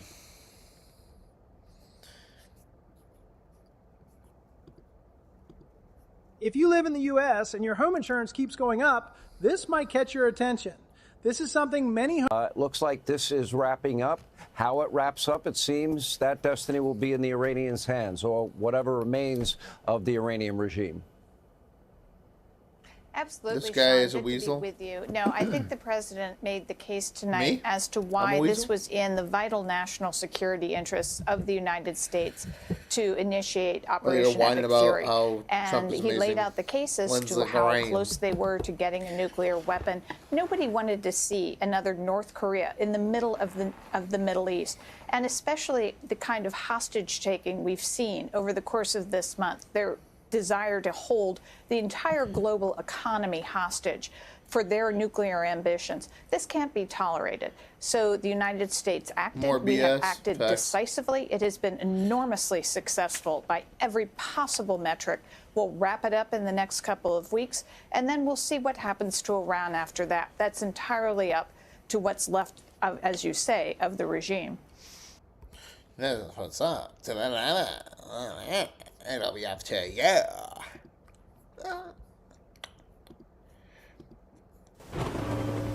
For those who can't stop discovering. Federal agents swooping in this morning to raid what they are calling maternity tourism rings. Shithead is retarded. The ring helps pregnant women, most of them in this area, from China, illegally... Shithead is retard. Yes. Correct. Shithead is retard. Travel to the U.S. to give birth. Use it in a sentence, please. The shit on Pam Bondi's head makes her a retard. To American babies. NBC4's Hetty Chang has more from Orange County. Just after sunrise, they are ready to roll. Our cameras are there as dozens of federal investigators storm into the Carlisle apartment in Irvine. If you come here in the evening, you see all the pregnant women walking around. Investigators say this building... Oh no, they're coming with their federal officers and there's pregnant women around. And at least 20 other locations they raided in LA, Orange, and San Bernardino counties double as maternity hotels. People who come from China to the United States for the sole purpose.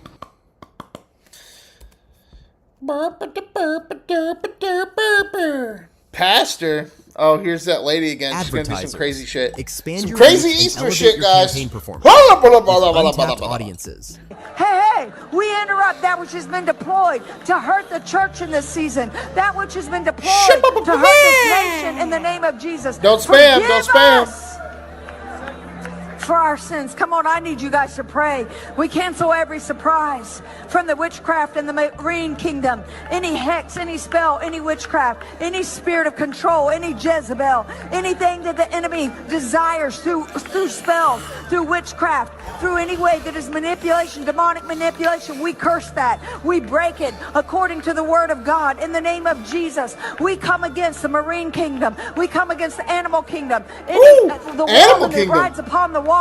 We break the power upon the in waters. the name of Jesus, and we declare that any what about the animal kingdom? Winds, any strange winds what about Orlando Animal Kingdom? Kingdom? Church, sent against this nation. Preach about that Avatar ride. Sent against myself. Y'all ever been on Everest? We break it by Everest? the blood of Jesus right now. In the name of Jesus, we Everest goes backwards and forwards at Disney. Weariness, 45 miles an hour. Sickness, any self-righteousness, any it gives you the sunset at Disney World. Let pride fall. Let pride that is fall. The animal kingdom. The animal kingdom. The animal kingdom. The animal kingdom. To miscarry right now. We declare that anything that's been conceived in satanic wombs, that it'll miscarry. It will not be able to carry forth any plan of destruction, any plan of harm.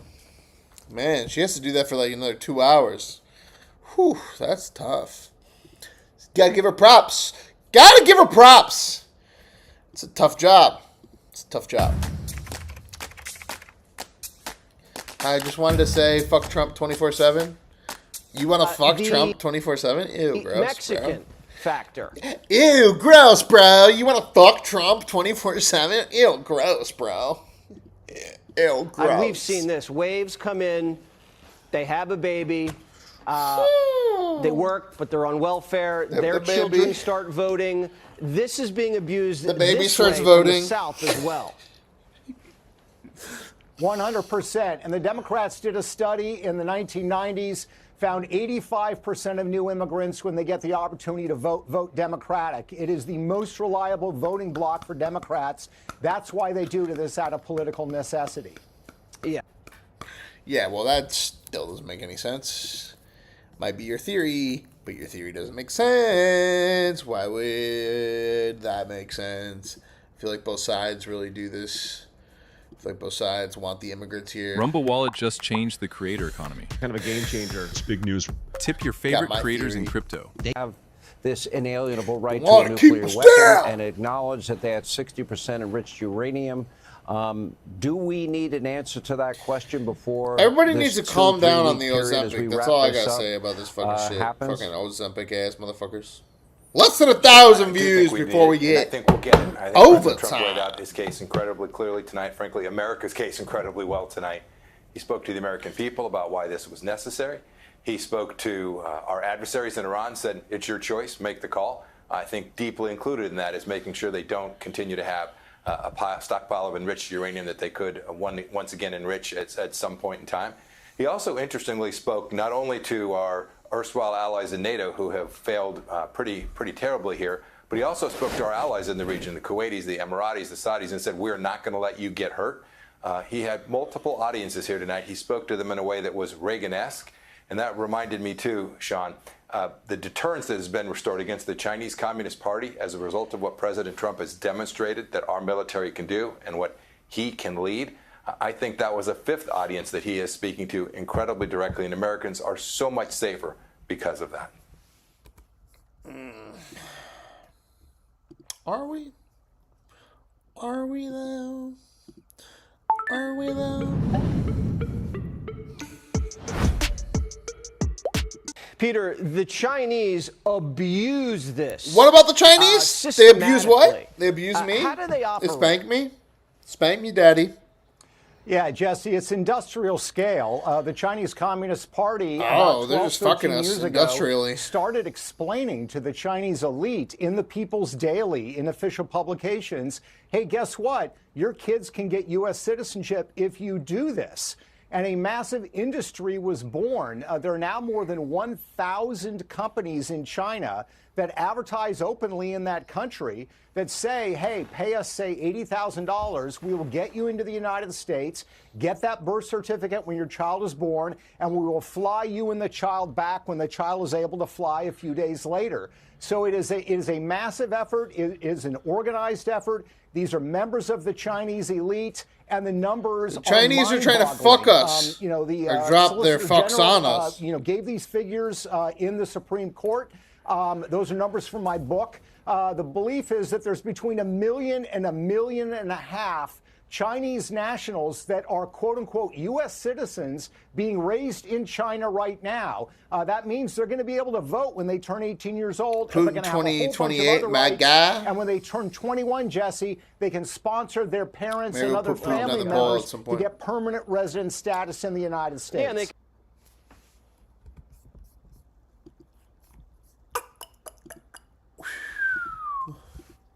Advertisers.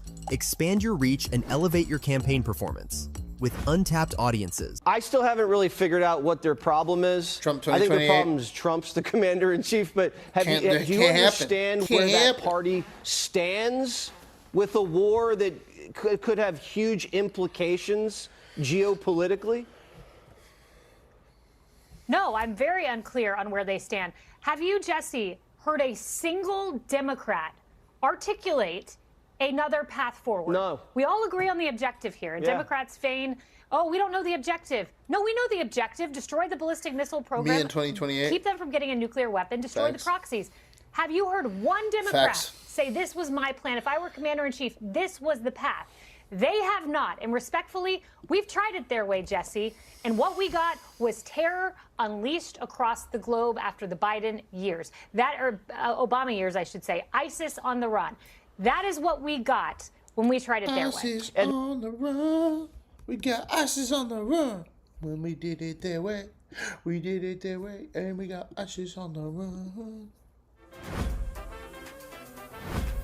Kim Jong-un 2028? MAGA! They've been killing people around the world for 45 plus years. They've killed a lot of Americans. They funded not just Hamas, Hezbollah, the Houthis. They have terror cells here. Is this guy? Is the guy that owns our bank accounts, and now he's saying he wants to run for president? He's like doing all this weird shit. Missiles. Does it create all this uncertainty? Absolutely. Does it create more short-term risk with the oil prices? Absolutely. I'm praying it ends well, but having those folks their throat on the Straits of Hormuz and funding all these proxy wars, why the Western world put up these proxy wars for 45 years, is kind Let me guess. Let me guess. It's beyond you. Obama 2028. I want Obama Trump. I want an Obama Trump in a fucking no holds bar cage fight.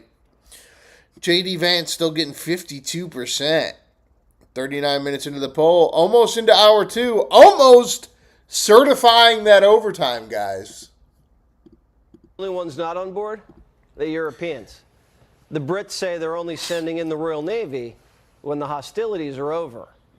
Whatever the pressure on me and others, whatever the noise, I'm going to act in the British national interest in all the decisions that I make. And that's why I've been absolutely clear that this is not our war, and we're not going to get dragged into it. Trump dismissed the prime minister, saying, he says, I'm not going to tell him what to do. Obama he can do whatever he wants. Doesn't matter. All Starmer wants is costly windmills that are driving your energy prices through the roof. President Obama would kick Trump's ass. The Germans said, it's not our war. I don't know. The French won't let us use their airspace. And the Italians and Spanish are being a little persnickety with their bases. So we've saved the continent from 2 world wars, bailed them out with the Marshall Plan, armed Ukraine, and now we can't use a base that we paid for while we're finishing off the world's #1 state sponsor of terror and opening up a strait where the Europeans get a quarter of their oil and we get nothing. That is kind of crazy. Prime example, Jesse Waters there. Technology leaders face rising cloud costs in today's digital marketplace. Big tech cloud. What do you think? He probably thought, where's the common sense here? Well, that was the second great question, whether the president could sit absolutely silently. Trump was at the that he felt strong. I didn't realize that Trump was the only president to ever sit in on a Supreme Court case yesterday for this citizenship debate. About. So we answered that question. He was able to do that, but it must have been hard at points because I'm sure some of these questions were maddening. The fact is, the policy is maddening. It's perfectly insane. That's why very few countries accept birthright citizenship. And so the difficulty with this case is that it's hard to really justify the policy when you look at what's happening with, in China alone, hundreds of these tourism sites are sending people over for the sole purpose of having children here. Only a moronic nation would allow that type of industry to flourish. None of our allies do in Europe. But these justices really were grappling with over 100 years of precedent. The hilarious aspect of this, Laura, and I'm sure you felt the same way, was to hear the liberal justices who rarely allow the language of the Constitution to stand in the way of a preferred interpretation. But they seem to be channeling Scalia today, talking about, we really have to go back to that original intent, and it's pretty clear this is the English rule. And that obviously played to conservative justices. None of the above. In my Supreme Court class, and we talked about this case. Slow night, Bubba. Except for Pam Bondi being fired, Bubba. Finally got Pam Bondi out. Sometimes you have a case where everything's in equipoise for justices. And the question is, where do they run home home my patriotic brothers and sisters. For conservatives, they tend to run home to this place. They tend to follow the precedent. They tend not to read too much into the language. And that's benefiting the left here.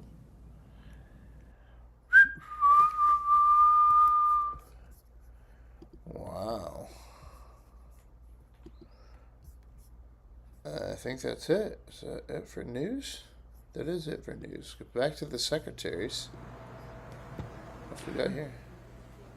Estimate published 3 years ago, was 170 trillion microplastics particles. Trump literally said maggots don't work when they get wet, and drug prices are down 1,600. Same intelligence of golden retriever for sure. Okay, bro.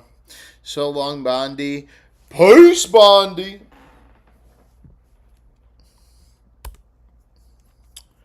What we got for our poll? 10,000. Just hit the 10,000. We will be going into overtime. We're an hour and 10 left in our show. And 43 minutes in, 109 votes. J.D. Vance coming away with it once again. J.D. Vance going to get his 10th win tonight? Is that true? Worldwide adrift. But I want to show the graph next to it shows in the last 15 years this exponential rise in the abundance of microplastics. Big Beggar Pop 420, welcome back to the chat, my guy. Our only Venezuelan. Let's say it again. Double tap. Hit that like. When you hit that like, make sure you hit the subscribe so you can get that notification bell every day. We're live, covering the news for at least 3 hours a night. Tonight, we are going into overtime, so we'll be covering for 4 hours. There isn't a lot of news tonight, though. We're pretty slow, except for Miss Pam Bondi being fired. Other than that, we're pretty good. And now we have our contributing mods, Big Bag of Pop 420, the Venezuelan, the only Venezuelan. You too can become a Venezuelan after a month.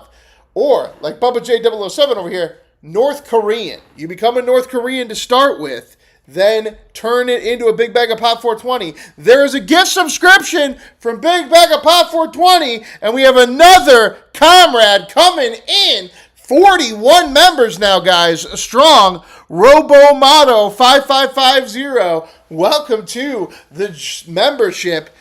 Enjoy your North Korean camaraderie. 17 feature films right there on the YouTube channel page. Right there. Access only for $3 a month. Help support the show and get your little logo next to the chat. Get it going now, guys. Become a North Korean. Join the channel. And also, we're going to have some huge, big, awesome, bigly thing going on when we hit 20,000 subscribers with members only. We might even be doing a members only live stream. I think that's what we're probably going to be doing here. We'll be doing a members only live stream. And we will most likely be launching our Discord chat as well during that members only live stream, guys. So when we hit 20,000, that's what's happening. Get in. Join now. Members only. Here we go. We're observing, it's a 40-year Become a comrade. It was pretty much or steady state Nicholas Maduro, as Big Bag of Pop 420 is. Exponential rise. It's fragmenting. It's getting smaller and smaller. Everywhere we look, we're seeing smaller and smaller microplastic particles. From the macro litter you might see around the world to the micro as it shreds. How the world do we let RFK in this fall? It's because it's his day. It's his day. On the nanoscale. He's next slide, please. He's getting rid of the fucking microplastics in our penises, guys.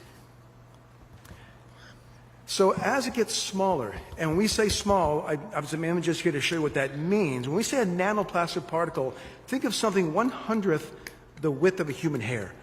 Really tiny stuff, and even smaller. At that scale, it gets very difficult to monitor and identify what those things are. But y'all can I go. want to point out that it's just going to be like 10 people. Really increases. It's not worth it. Skyrockets. Now, I would estimate that there are more nanoplastics among us vote for Mickey Mouse. than there are grains of sand on the beach or stars in the sky combined. I'll look for really awash in these small particles. And I brought a petri dish put out here. If we left this out here all day long, by the end of the day, there might be hundreds, if not thousands, of nanoplastic or nanoparticulates that are settling into that dish. You touch anything as if like this synthetic textile, and there's 100 right there. So they are among us. They are abundant. But we need to really understand the data gap. Is how do we measure this? They're also launching a $50 test that's going to be no more than $50 over the counter to be able to test your own microplastics. How do we? And then once you measure it, you have to measure it first, and then you understand what is the impact, what is it doing in our bodies. Now at that scale, that's when we see, research is showing from my colleagues here, is that it enters our body through inhalation, through ingestion, even through dermal transfer. So that's where we are now. Next image, please. So after a lifetime of studying microplastics, after 20 years of that, microplastics in our oceans, it's the ocean of nanoplastics in our bodies that concerns me the most. To measure first, to monitor and mitigate what you cannot see, that's the challenge before us. And that's where I really want to acknowledge STOMP, ARPA-H, EPA, HHS, and the leadership of Secretary Kennedy and Administrator Zeldin Plastics good, for paper taking bad. this on and bringing this issue to the forefront and putting some teeth behind the research. Thank you.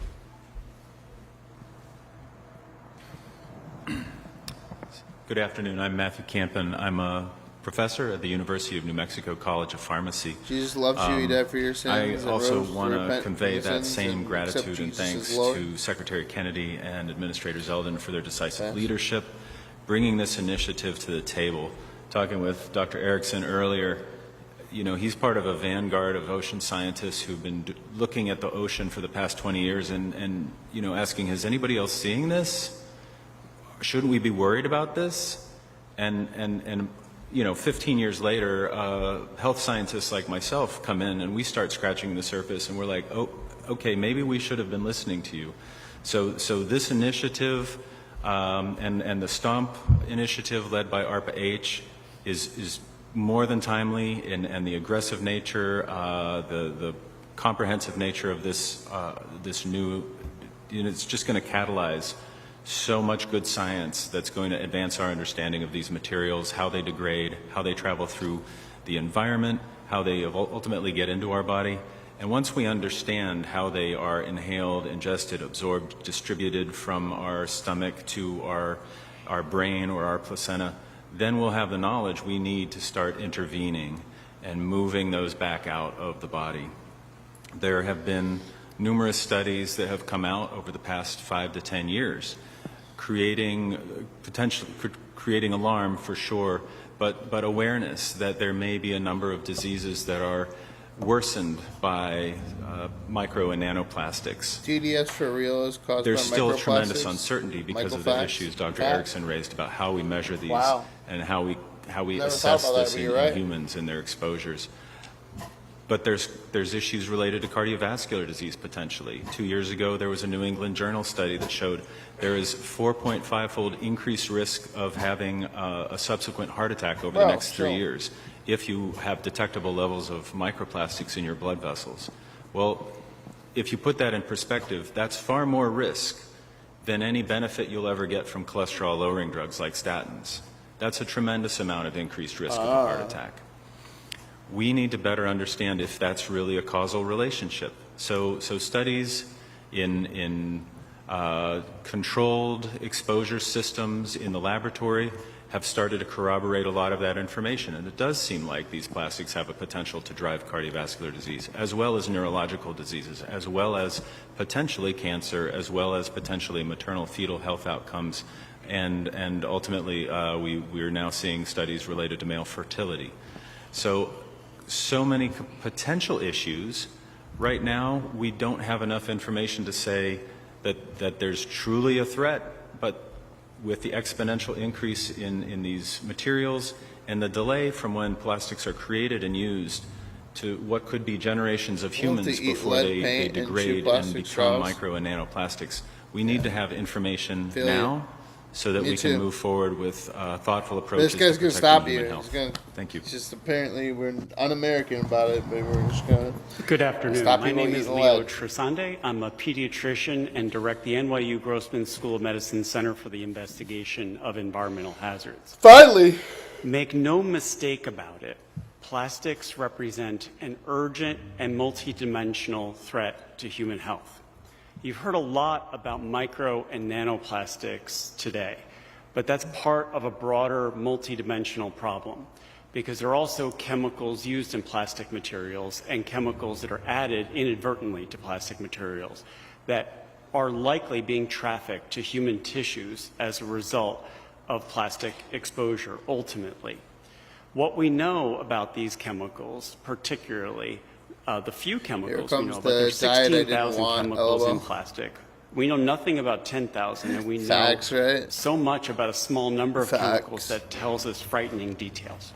That's particularly about bisphenols used in aluminum can linings and thermal paper receipts, phthalates used in food packaging, flame retardants, per and polyfluoroalkyl substances, nonstick cooking, and oil and water resistant clothing, not to mention dioxins that arise out of burning plastic in the process of getting rid of plastic ultimately, that are real problems.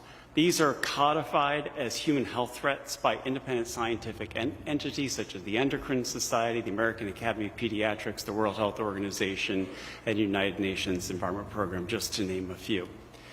And the impacts run from cradle to grave and womb to tomb. That's because these chemicals hack our hormones, our natural signaling molecules that underlie so many basic biological functions. Save the trees, use plastic for everything. From temperature to metabolism, salt, sugar, and that makes sense, right? We're talking about growth restriction in utero. We're talking about prematurity, 8% of prematurity globally that can be traced just to one chemical that we know about, phthalates in particular. We're talking about obesogens, chemicals that literally make us fatter, at least 50 or so that we know about to date. Contribution to adult cardiovascular disease is quite substantial. We're talking about 50,000 deaths in the United States, $24 billion in lost economic productivity annually as a result of ongoing exposure. And the healthcare costs are particularly real. Just on the few chemicals that we know about, the United States healthcare cost contribution of plastic exposure right now is $250 billion. Hey! 1.2% of our gross domestic product goes out the window as a result of toxic exposures that derive from plastic. And yet we have so much to do. We need to better understand in an integrated way plastic exposure, chemicals together with micro and nanoplastics. We need to take a broader perspective. We need to get better at measuring these exposures because we're probably underestimating the scope of the problem. As an epidemiologist, I'll tell you that exposure and precision often biases your results the wrong way, not finding what you need to find, ultimately.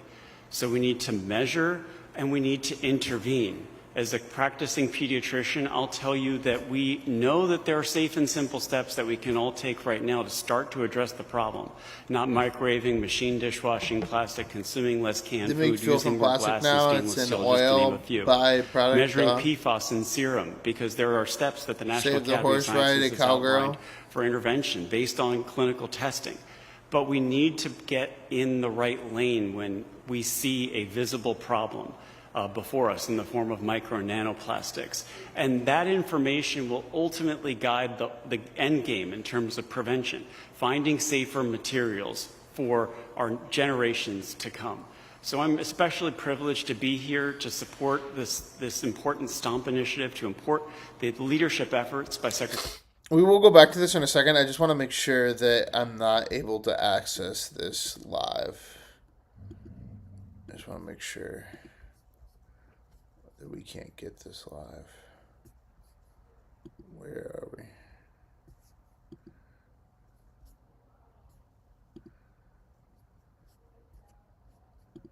No, it's not available yet. Program is not available yet. My C-SPAN. I already did. I have this though. One second, guys. Oh, damn.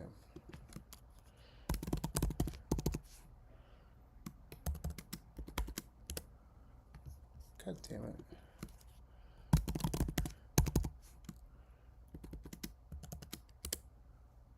There we go.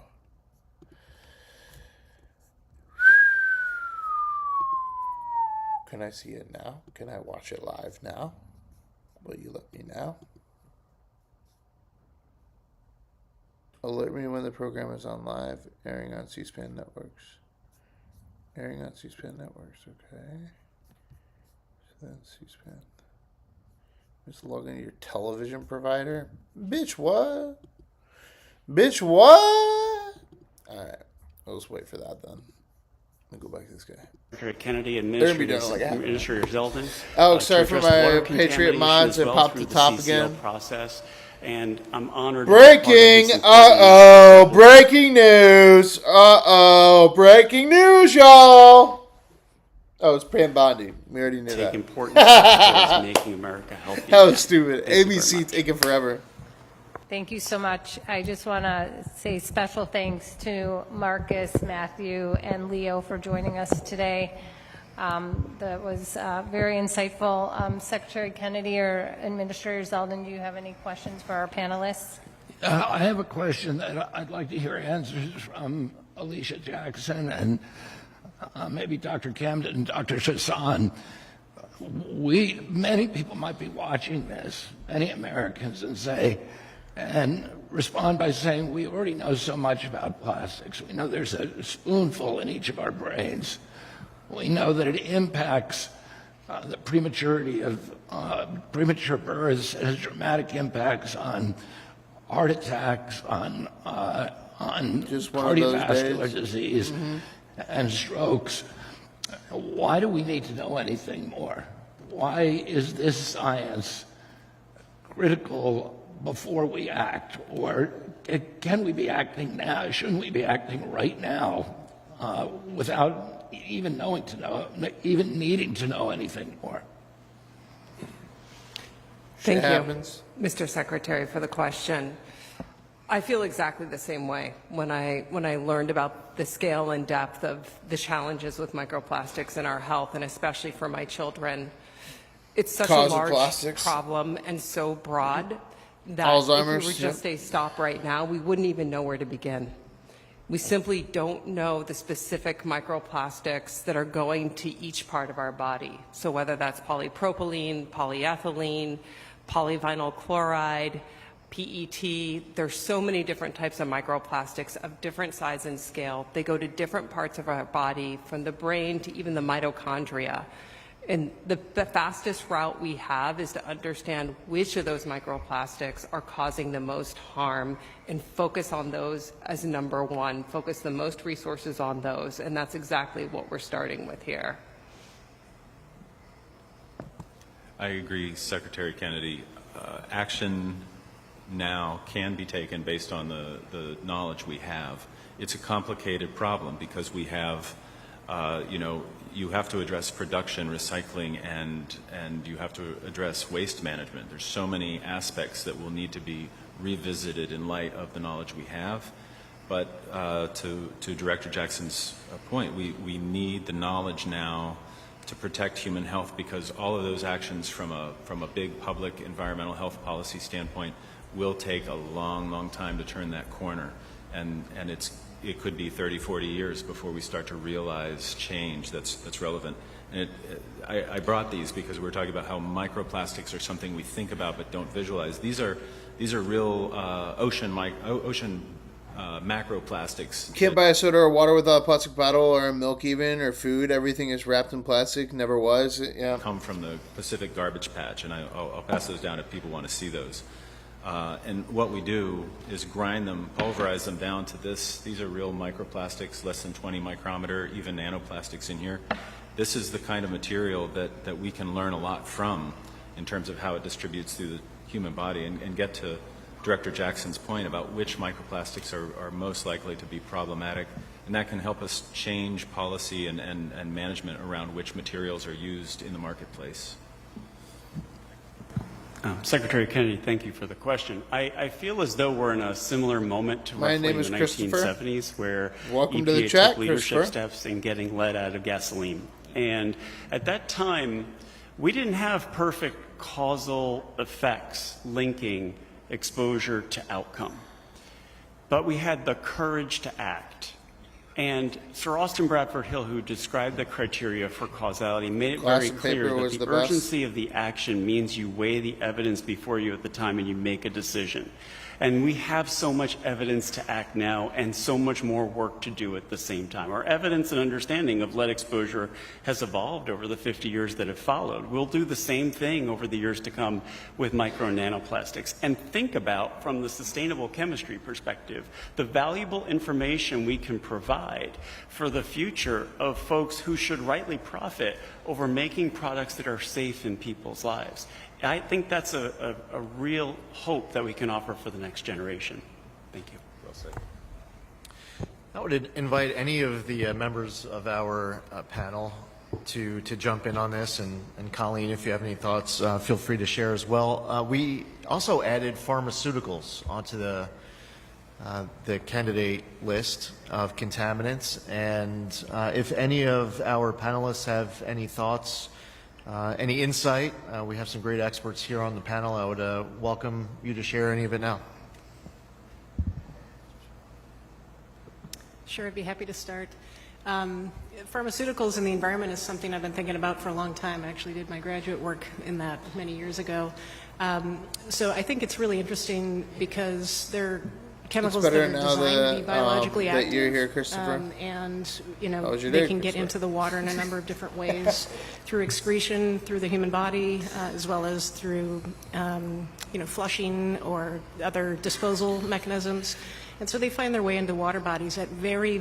Drinking water science and engineering director. Drinking water science and engineering director. That's her position. Drinking water science and engineering director. And it's been sort of a research question for a while now, trying to understand what those, you know, exposure to very low levels of pharmaceuticals means in terms of human health impacts.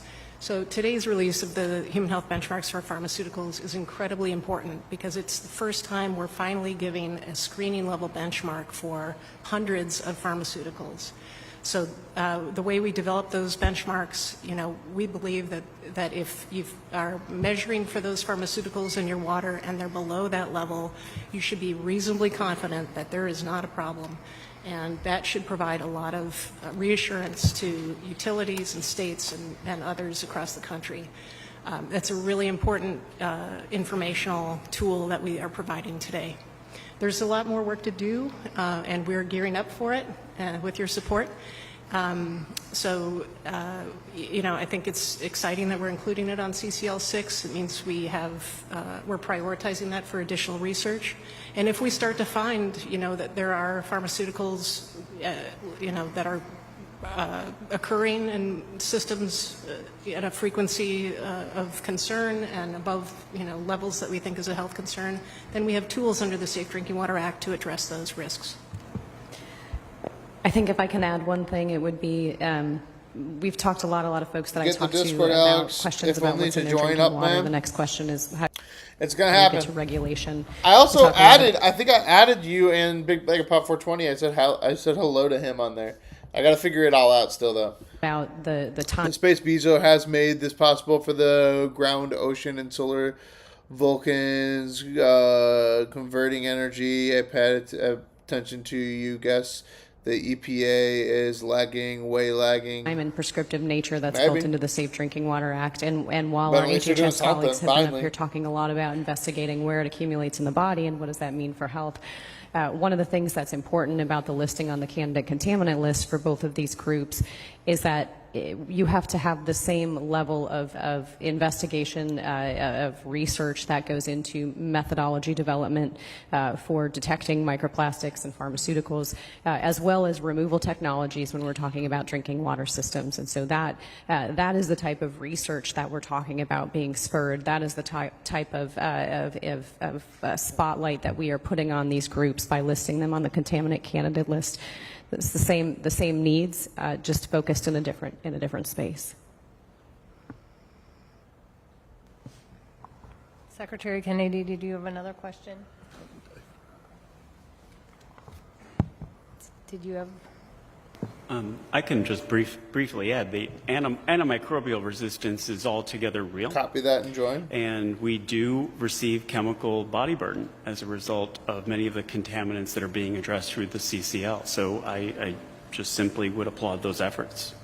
Thank you.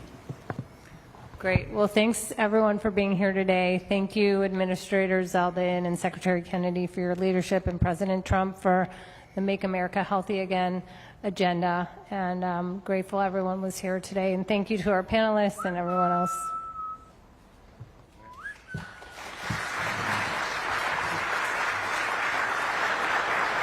Yay, they did it, guys. They did it. Yay, they did it. Yay, they did it.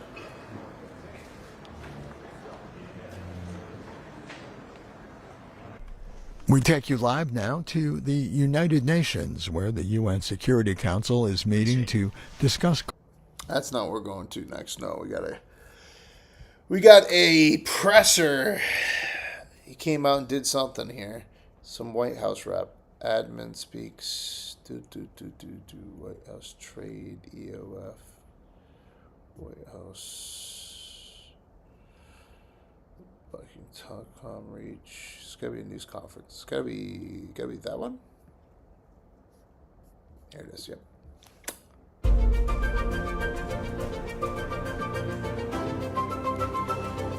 Dark Coma, no trolling today, Goofy. Look, there's only like 3 of us out here. Okay, 1 or 2. And it's raining. There's only 3 of us out here. Caitlin Collins says there's only 3 of us out here and it's raining. And the presser is only 3 minutes long, guys. It's not just us. Everything is fucking slow today. Slow. Obviously, oil prices are rising after the president said last night that allies should go and take back the Strait of Hormuz. How much does that concern you, what you're seeing today? Well, we watch all of this. When we look at the American economy, we have a lot of energy resources right here in North America. We have a lot of energy independence, which is it puts us in a very different spot than we would have been 20 years ago.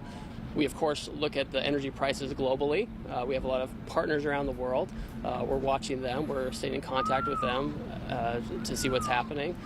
The president and his national security team are focused on dealing with the objectives of this war as soon as they can. They're not going to put an artificial deadline on it, but the fundamentals of the global energy market are okay. What we're seeing is a temporary disruption because of what's happening. Can I just ask you, because the French president today said taking it by force is just not realistic as the president. Bubba J is my name on Discord, Alex. I added you. I added it through whatever that link was. Any feedback from the call that Prime Minister Starmer had with 35 other countries related to opening the strait with force, but also with diplomacy? Do you guys have any comments, any feedback, suggestions? I mean, I'd suggest you talk to the National Security Advisor. And guys, remember, you want to join up. You want to become a North Korean now, because we are going to be doing a members-only live stream the day that we hit 20,000. So whenever we hit 20,000 subscribers that day only, there will be no live stream. That stream will then become the members-only live stream, and we will launch an official Discord and chat, guys. So make sure that you become a commie today. Become a comrade. 41 of you. Or 42 of you right now, I believe? I just came back from Africa, where I met with a bunch of trade ministers of World Trade Organizations. We're pretty focused on just trade-specific issues. $3 a month, guys. That's it. On kinetic action. Double tap. Hit that like button if you can't afford it. It's all good. These latest tariffs America announced, they're going to hit very hard a country like Australia. Slow news why day. Does a country like Australia, that's been such a loyal ally to the United States for so long, why are we getting hit so hard? Which ones are you referring to? I'm talking about the latest pharmaceutical tariffs that are being announced today. Right. So when you get a chance to look through that executive order and the fact sheet associated with it, you will see that is really focused on a lot of the deals we've made with countries and companies. It doesn't cover generics.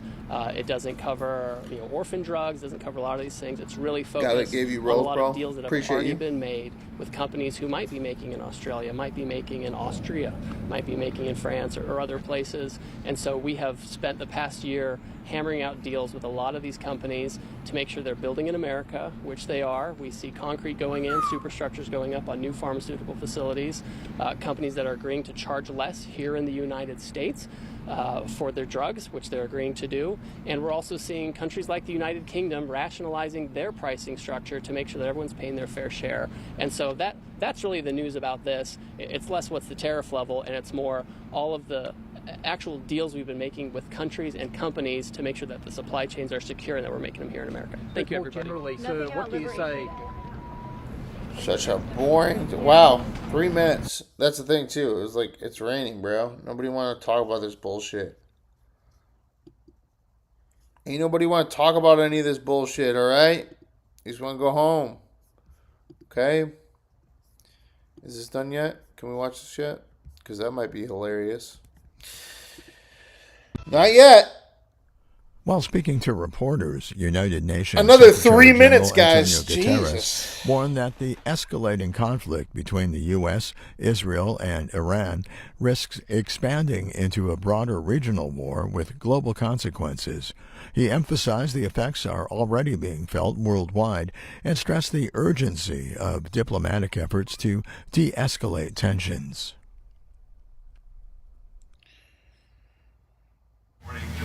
Secretary General will make some remarks. We will not take questions today. The Middle East crisis has lurched into its second month. Every day this war continues, human suffering grows, the scale of devastation grows, indiscriminate attacks grow, the target of civilians and civilian infrastructure grows, and the perils to our world grow. We are on the edge of a wider war that would engulf the whole Middle East with dramatic impacts around the globe. The conflict is already being felt everywhere. Look no further than the impact of the denial of freedom of navigation. When the Strait of Hormuz is strangled, the world's poorest and most vulnerable cannot breathe. We see it in the daily lives of people struggling with rising food and energy costs, from the Philippines to Sri Lanka to Mozambique to communities far beyond. Many aspects of the conflict may be uncertain, but one thing is not. If the drums of war keep beating, escalation will only make all of these worse. The spiral of death and destruction must stop. Diplomatic efforts are underway to find a peaceful path forward. They deserve the space and support to succeed, anchored firmly in international law, including the UN Charter. Disputes must be settled peacefully. The sovereignty and territorial integrity of all member states must be respected. Civilians and civilian infrastructure, including nuclear installations, must be respected and protected. And freedom of navigation must be upheld. I remain in close contact with the parties, and I'm dispatching my personal envoy, Jean Arnaud, to the region to support these efforts. We must find a peaceful way out. He's from the UN, so he's not from anywhere. Message is clear to the United States and Israel. It's high time to stop the war that is inflicting immense human suffering and already triggering devastating economic consequences. To Iran, to stop attacking their neighbors. The Security Council has condemned these attacks and reaffirmed the need to respect navigational rights and freedoms along critical maritime routes, including the Strait of Hormuz. Conflicts do not end on their own. They end when leaders choose dialogue over destruction. That choice still exists. Look at Russian dude from the UN. Exists. And he's in New York City. Now. All right. That's all. Thank you. That's all I'm saying. Thank you very much. I take no questions. It says UN National Security General Antonio Guterres. Antonio Guterres. He is Portuguese politician and diplomat. He's a Portuguese socialist. All right. Now for the mayor, Mr. Mayor Mamnami. Mr. Mayor Mamani. He and the police commissioner make public safety announcement. They're going to make New York safer, y'all. They're going to do it. Speak about the crime statistics released today. And Police Commissioner I want to first Jessica take a moment Tisch to mourn the devastating shooting in South Williamsburg yesterday, where a 7-month-old child being pushed in her stroller was fatally struck by gunfire. Thank you to the NYPD officers and first responders who arrived on the scene so quickly and for their tireless work to deliver justice and provide answers for the grieving family and our entire city. My heart aches for the parents impacted by this tragedy and all those across New York City who have reckoned with such unthinkable pain. Every single child in this city deserves to grow up free from the threat of gun violence. Every parent in the city deserves the peace of mind that comes from knowing that their children are safe when they leave home. And I know that the heinous killing of Detective Diller also weighs heavily Maybe a coincidence, today. though, too. Many in this room knew him well. His loss still feels unfathomable. I'm grateful for his service, and my heart is with his loved ones. As we gather together to share the immense progress we have achieved over the past 3 months in our city, let these tragedies serve as a reminder of all that we still have to do to make our city even safer, so that no family must reckon with such an immense sorrow. The data we are releasing today should be encouraging to every New Yorker. The numbers tell a clear, indisputable story. Our approach to public safety is working. Crime continues to decrease in New York City. In the first 3 months of the year, New York City has recorded the fewest murders and shooting incidents since we began tracking these numbers decades ago. This quarter, we saw 54 murders across the 5 boroughs, a drop from the previous record low of 60 set in 2018. When you compare these figures to last year, which had already set historic lows for gun violence, murders fell by a significant 28%. Year to date, the murder rate is down by more than 57% in Brooklyn, more than 44% in Manhattan, and there have been no murders on Staten Island in 2026. In fact, it has now been 178 days since the last murder on Staten Island, the second longest period in recorded history. Additionally, overall crime in public housing fell 7.2% year to date and reached record lows for murders, shooting incidents, shooting victims, and robberies.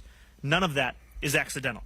It is a direct result of the hard work and commitment of so many Corey, in this you room. from America? Since January 1st, the NYPD has taken more than 1,000 guns off of our streets. Each one of those guns represents a block that is safer for families to walk down and for children to play on. The stories of these numbers in aggregate is one of remarkable progress. They speak to an NYPD using every lever at its disposal to deliver a safer New York City to all who call it home. There is always more work to be done, as we can see in the 11.7% rise in hate crimes across our city, with the largest increase being of anti-Muslim. Yo, they're trying to fucking take our guns, y'all. They're trying to take our guns in New York. Hate crimes, 140%. Call up your New York buddies. Hate crimes They're trying to continue take our to guns, comprise y'all. more than half of the total number. Major crime is down in nearly every category, however, across our 5 boroughs. The Bronx leads the city in overall major crime declines with a 9.4% decrease. And I want to thank every member of the NYPD for all that they do to keep every corner of our city safe from violence. Now, I've just recited many numbers and percentages, and while Commissioner Tisch will expand on these numbers and how they came to be, I want to put today's data into a little more context. Each of these numbers paint a picture of a safer, more welcoming city for our fellow New Yorkers. And they tell a story that statistics can never fully capture. Countless subway rides, evening walks, and trips to the park that ended exactly as they should have, boringly, without incidents. In that way, it is actually difficult to tell the true story of the enormous impact of today's data. A pleasant stroll down the block does not make headlines. A grocery trip that ends with a full refrigerator does not register as remarkable, and neither should it. And yet each of us know that the work that the NYPD does matters more than headlines. It is felt in dining room tables without an empty seat, playgrounds full of children, lives free from the dark cloud of grief. As we build on this progress, we do so with the knowledge that there is always more to be done, that this work is inherently unfinished. He's coming we can for him. always make our city safer. He's coming. If yesterday's tragedy he's going to make it is a safer. reminder He's of going to anything, steal your guns, it is that Bubba. even a singular act of violence represents a universe shattered, lives permanently altered in this place that we call our home. As we work hand in hand to deliver a New York City that is safe and welcoming, we all have a role to play. Those of us in City Hall, those of us who walk the beat or work from one police John plaza, Bon Jovi every made a person who song looks I after would their stand neighbors by and if their they community. try. We're on the right track together, and I'm grateful for the opportunity to reaffirm our commitment to a city where every New Yorker is safe every day. Thank you. And with that, I will pass it over to our Police Commissioner, Jessica Tisch. Okay. So Mr. Mondami is trying to take your shit. Meanwhile, the Senate decided today, guys, to stop into session. Most likely because of TMZ coming after them. But the Senate was in session today for 5 minutes. Just 5 minutes. Blades of glory. But they did. They stopped in for 5 minutes while on vacation.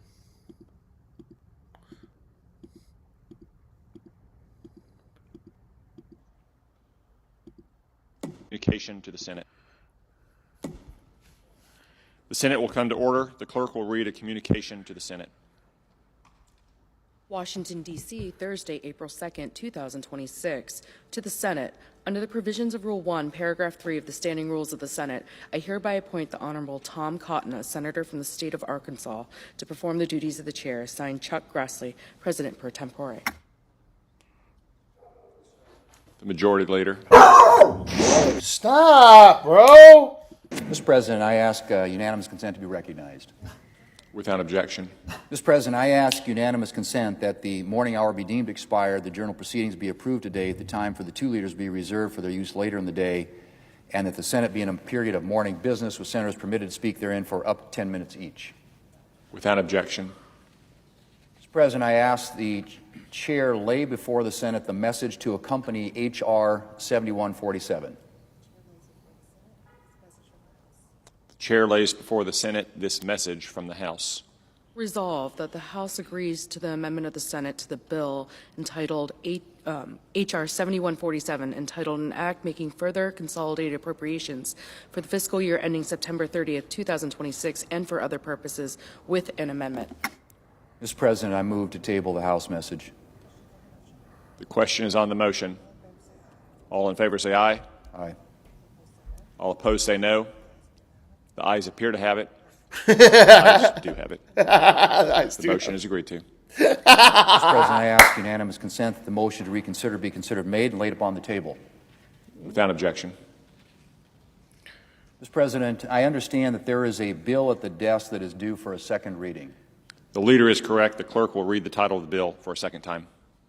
S. 4277, a bill to make appropriations for U.S. Immigration and Customs Enforcement. Mr. President, in order to place the bill on the calendar under the provisions of Rule 14, I would object to further proceeding.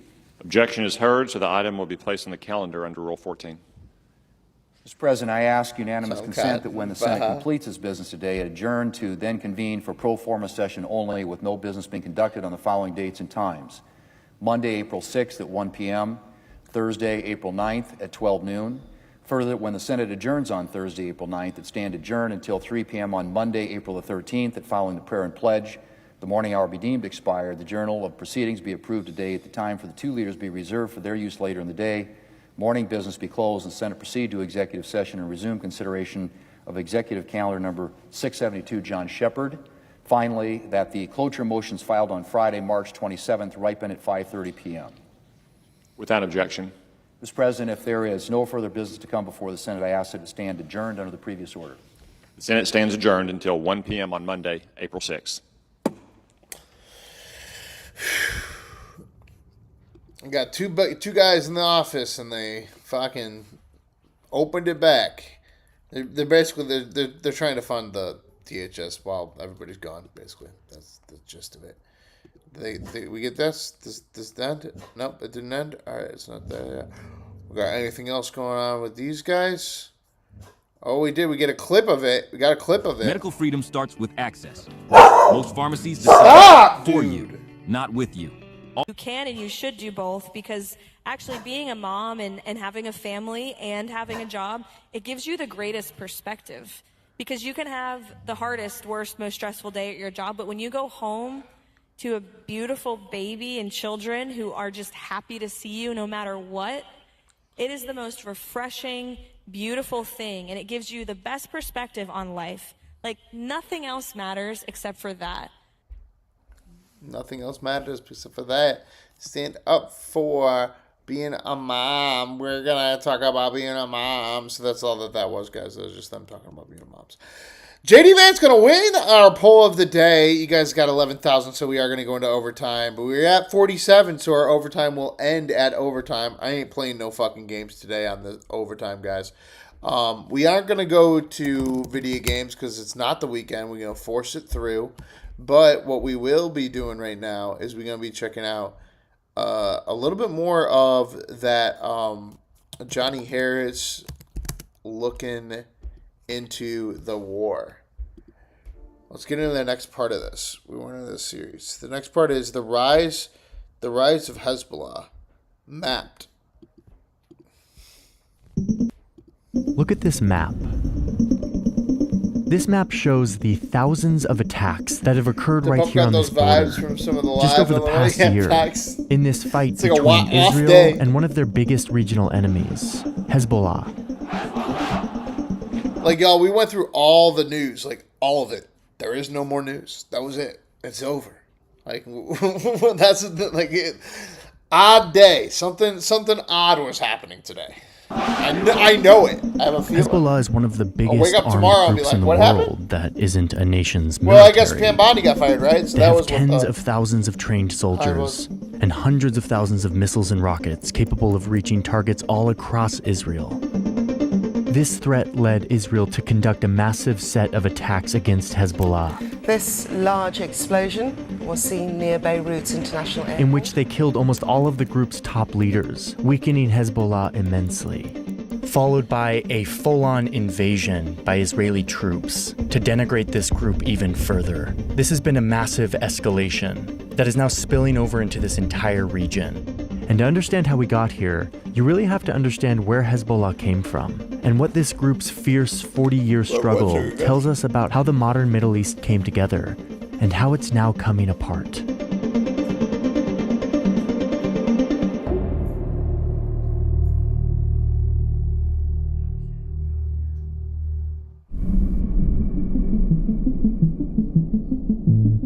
The story of Hezbollah really starts when the vast Ottoman Empire broke apart in the early 1900s.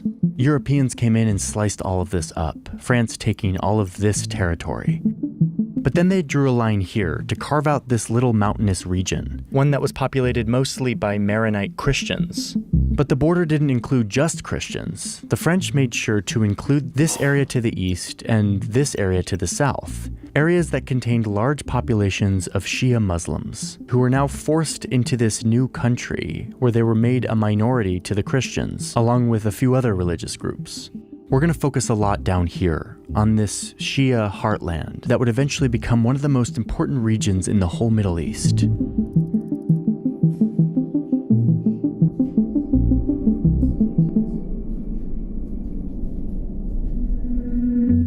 In 1943, Lebanon gains its independence from France. It creates a constitution meant to balance the power between all of these religious groups. But that balance wouldn't last, mostly thanks to what started happening down here, where another set of borders were being carved into the Middle East. The British had controlled this, but in 1948 they left, and the UN helped draw these new lines, creating a new Israel and Palestinian state.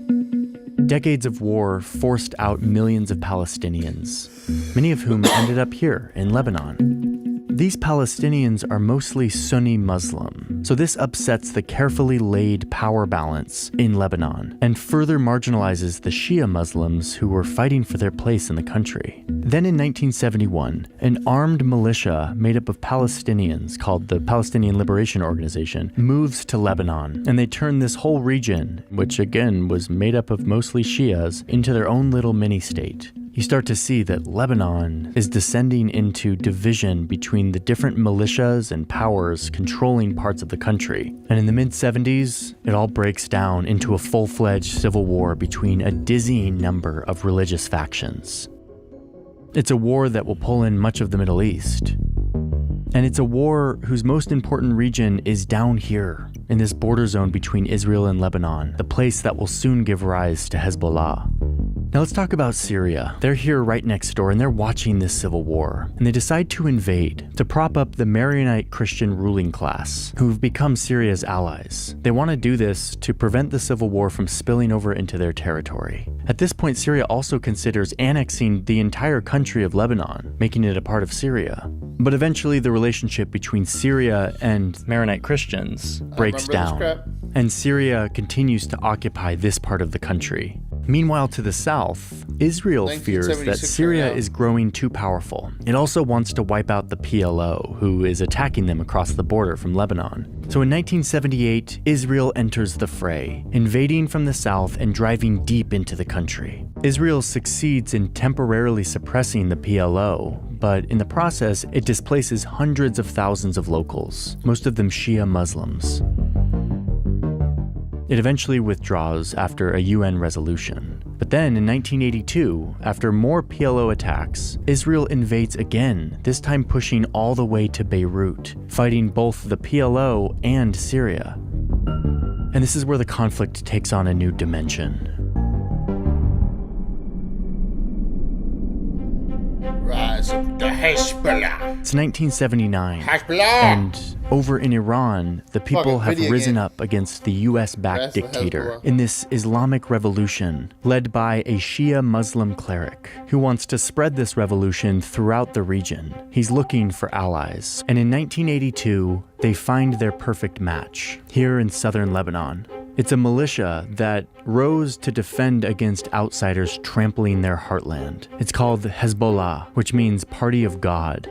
Iran picked this group in particular because it shares its goals of Islamic revolution and a deep distrust and disdain for Israel. Iran starts providing Hezbollah with money, weapons, soldiers, training, and we got it! And okay. In return, Hezbollah proclaims loyalty to the Iranian Revolution and its supreme leader. What started as Lebanon's civil war is now a regional war that is heating up. So the United States enters, leading an international peacekeeping mission to try to calm these tensions. But of course, Hezbollah and Iran hate this. They now have two prime targets in their backyard, Israel and these Western powers led by the US. So in 1983, they launch a series of terrorist attacks. A truck bomb detonated in front of a US and French barracks in Beirut that kills over 300 people. Most of the world blames not only Hezbollah, but also its backer, Iran. The fighting continues The only thing that has been obliterated is the big ego of the warmongers and Trump. Until 1989, when the many groups fighting this civil war come to a peace agreement, one that bans all militias and requires them to give their weapons back to the government. But there's a big catch here. Israel still occupies what they call this security buffer zone in southern Lebanon. So the peace agreement makes an exception specifically for efforts that resist the Israeli occupation, aka they allow Hezbollah to continue to exist, turning them into something more than just one of these militias fighting for their group. It gives them a kind of official status to continue acting as a defender of southern Lebanon, the country's bulwark against Israel.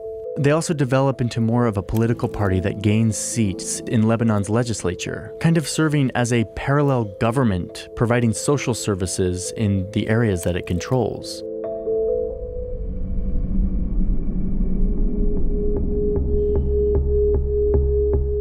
So let's look at Hezbollah in this moment, because they find themselves in the middle of shifting power games in the Middle East, balancing their mandate to defend their Shia heartland, which was their founding motivation, but also trying to gain further influence in the region, while also appeasing the demands of their major supporter, Iran. In 2005, Lebanon's prime minister is assassinated, and most Lebanese blame Hezbollah, along with its other foreign supporter, Syria. Lebanese people rise up in mass protest, and Syria eventually withdraws its forces that have occupied Lebanon for 28 years. Make sure you double tap, Hezbollah hit that is like button, disgraced. y'all. Its legitimacy is supposed to come from resisting foreign meddling, and it's becoming clear that they have become a pawn in the geopolitical game of regional powers, Syria and Iran. but the group is able to turn Syria's withdrawal into their advantage. The Syrian occupation had kept Lebanon somewhat stable, so as soon as they left, it creates this power vacuum and allows Hezbollah to take more territory, ramping up attacks across the border against Israel and leading to another brief war with the IDF. Hezbollah continues to be a useful proxy for Iran, and Iran continues to fund them and arm them. And by 2011, Iran and Syria pull Hezbollah into another unpopular conflict, Syria's civil war. But this hurts Hezbollah's reputation because now they're fighting on behalf of Syria's brutal Iran-backed regime. These once liberators have turned into foot soldiers of oppression, doing the bidding of outsiders. But its last source of legitimacy continues to be its resistance to Israel, something that Lebanon's own government is too weak to do. This remains their source of legitimacy today.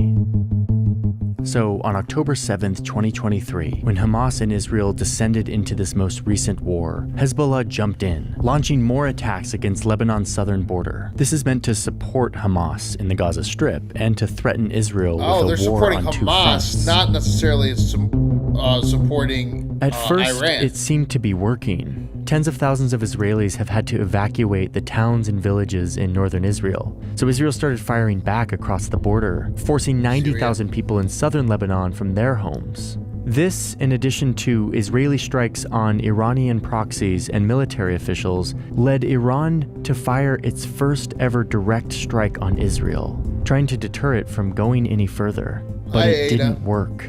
In September of 2024, Israel escalated, surprising Hezbollah with a series of attacks that killed a large part of the group's top leadership, including their decades-long leader. A few days later, Israel sent troops across this border with the goal of further weakening Hezbollah, trying to make the situation safe for Israelis to return home to the north of the country. And now, with Hezbollah in shambles, its sponsor Iran felt compelled to act. What we are all seeing with our own eyes is a major attack. After seeing that, I don't actually have a problem with Hezbollah, to be honest. From Iran. It's a major attack. To be honest, I'm kind of all right with the Hezbollah. It's an escalation. So even if Hezbollah eventually begins to rebuild itself, it's unclear what role they will play in Iran's proxy network. But what is clear is that the clash between these two Middle East powers remains the central force animating this region towards more and more violence.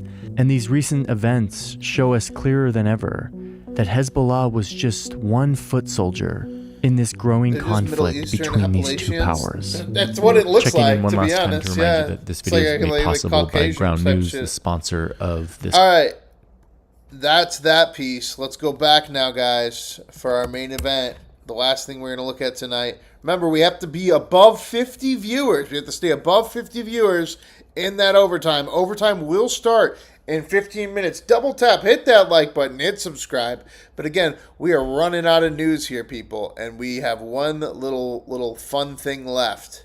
One little piece of candy. Hezbollah is an Islamist group. Okay, yeah, sure. I guess so. Doesn't mean I have a problem, though. I'm a retired I only have a problem with Colonel in the United terrorists. States Marine Corps. Terrorists! Company.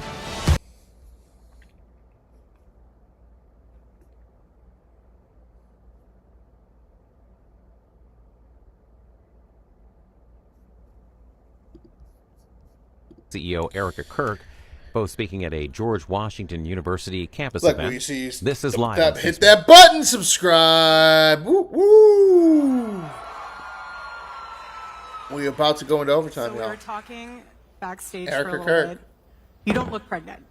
I feel it, girl. 9 months pregnant today. Nine Thank months. you. Yeah. Whoa, she's 9 months Yes. pregnant? So let's any hope day. that I don't have to go to GW Hospital tonight. What? That's crazy. I hope so too. We were People are calling her a pig and stuff in the chat the other day, and people, what? She fucking 9 months pregnant, bro. backstage of What? when I was pregnant. I was like 190 some pounds, and Charlie kept bringing me. He'd be like, "You want a hot fudge sundae tonight, don't you?" And I was like, "I actually do." He's like, "I'll come back. I'll go get one." And he just kept bringing all these different treats every night. He'd come home from work, and that's how I was very fat and happy when I was pregnant, and you look amazing. That's so. what husbands are for during Right. pregnancy. And there has been no shortage of ice cream in our house either. So They we're live going for it. vicariously through it all. So share with us how you met Charlie. I love hearing these stories of how people, their favorite memory or how they met him or what they carry with them of Charlie. Yeah. So I was first introduced to Charlie, as you know, during my congressional campaign in 2022. I ran for Congress. I don't know about Erica Kirk, y'all. I haven't heard from her in a while, but I don't know about Erica Kirk now. That was a weird way. You're supposed to be having like a sit down conversation. You guys have these little chairs. You're like chatting it up. You have a little chit chat, right? And then like the first question, you're like, "So, how did you know my husband? Tell him the story." Up in New Hampshire. And it was like very awkward too. Sure, which is my home state. We have some Granite Staters. Hi, guys. That's the first in this the is nation crazy though, primary state. dude. I would do so many things to Caroline right now. So many. She's 9 months pregnant. Are you kidding me? There's no fucking way. That's how I was introduced to politics. I came to D.C. I worked in President Trump's White House in the first term, started as an intern, and then, unfortunately, Joe Biden was installed as President of the United States, so I had to choose a different job. And I went over to Capitol Hill, and I was a communications director for former Congresswoman, soon to be former Elise Stefanik.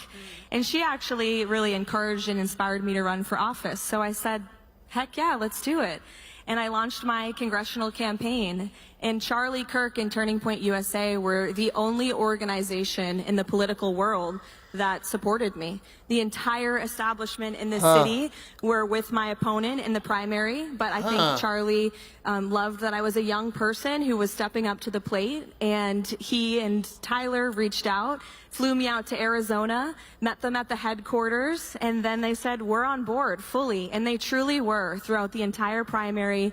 We met at the investor retreat in Arizona. They introduced me to all of these MAGA Patriot donors who contributed to my campaign. And I'll never forget it because Charlie gave me his word that he would support me, and he did all the way through.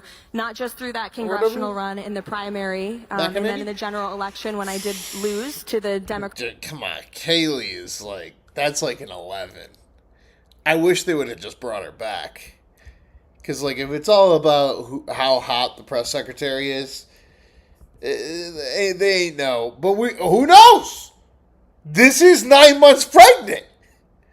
I did not know that. I was unaware of that. But, Kaylee is come on. Candidate. But God closed that door, but opened I actually another, like which the led way me that now Kaylee to the White talks, House too, podium. better. And Charlie was one of More the first articulate, I feel people. like. The night More that millennial. President Trump appointed This is me Gen to this Z role shit. that I'm in to Some Gen congratulate Z shit me up in here. and say how proud he was. So I'll never forget that, and he's amazing. 30 seconds and on How purpose. many of you that are students want to run for office one day? By a raise of hands. Some hands. Don't be shy. We need more. Yes. So my question is, for these individuals and even others too, what is the process of that? Do you find an application? What was the stepping stone for you for all of it? I just want bare bone basics starting from day one and onward. Yeah. It's not an easy process. Building a campaign is like building a business. You really have to start from the ground up. I was grateful to have worked for a congresswoman who was able to give me some guidance and sort of point me in the right direction. But you have to hire staff. You have to really depend on volunteers. And really, the very first campaign event that I did in New If y'all want to watch more of this, if you want to go through this for the next hour in overtime, double tap, hit that like button so that we can send more people in the chat. We need to keep it above 50 once we hit the 8 p.m. marker Central Time, or the show will still be over. It's over, guys. New Hampshire. My dad. It's a slow news day. It's over. Dad brought me to it. He was my driver and my body man and my campaign manager that day. And we just showed up to a local Republican committee event in New Hampshire, and I walked in and said, hey, I'm Caroline Levitt. I was born and raised here. I worked in the Trump White House. I'm back home. I want to run for Congress. And everybody looked at me like I was crazy. But one event led to the next. And that's what running for office really is. That's what public service really is. It's gritty, hard work. Our campaign team knocked on more than 70,000 doors in that race, just in the primary alone, all across New Hampshire, all across the districts, just earning one vote at a time.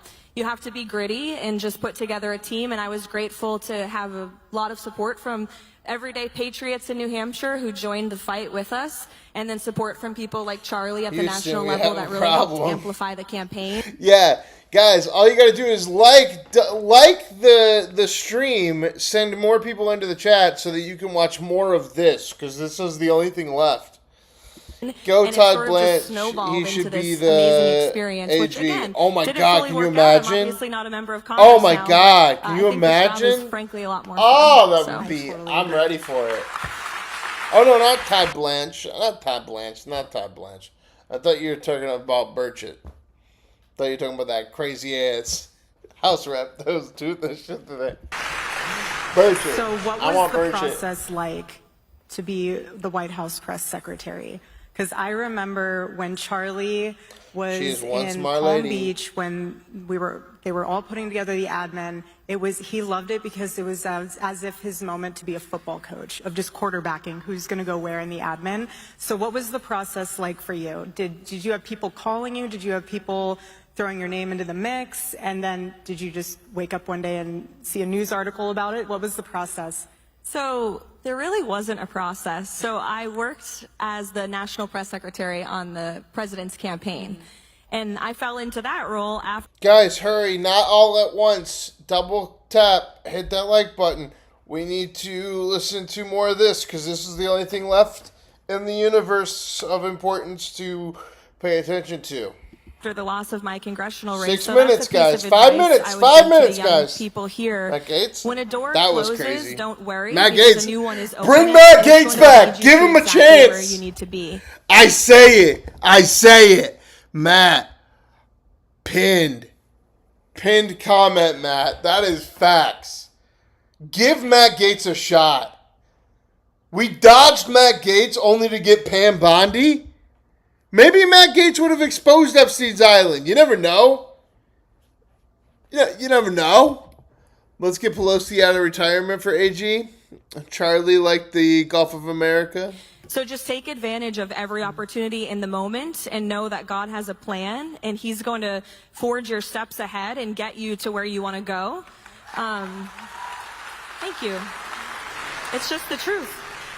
And so I was... Did you see that? You see that? She got a clap she wasn't expecting. And then she kind of felt awkward about it because she feels awkward talking up there to begin with. Then she fell back in her chair with a little bit more confidence. Oh, look at this confidence. I'll go with confidence now. These are my people. They like me. Running for Congress, lost the race, got a call from a... If this is supposed to make us, again, it's really easy to, make Erica Kirk a normal person, but this is not it. Sitting on stage, talking to people inside the White House with staged questioning, blah, blah, blah, blah, blah, blah, blah, isn't building some image of some down-to-earth normal person. And that's what we need right now when Candace Owens is like, she's an alien. She's a plant. She's an Israeli. She's the same thing as Ghislaine Maxwell. You have to, become human. And instead you're wearing your all-white pantsuit, sitting up here like a guru, talking like Gwyneth Paltrow with your stage questioning. It's just bizarre. Friend who was working for... Why is it so bizarre? That he had just launched in November 2022. Whoever came control of the direction of the U.S. foreign policy, that is the president, Netanyahu. President Trump, MAGA Inc. When Matt Gaetz called all those Democrats fat slobs and nobody wanted them, and the reporter Won't they be offended by what he said? Let them offend them. I know, right? Like, come on, give it to him. Come on. We got Pam Bondi, guys. We canceled culture to Matt Gaetz to get Pam Bondi. Bro was never convicted of anything. AG can technically be anybody. Come on.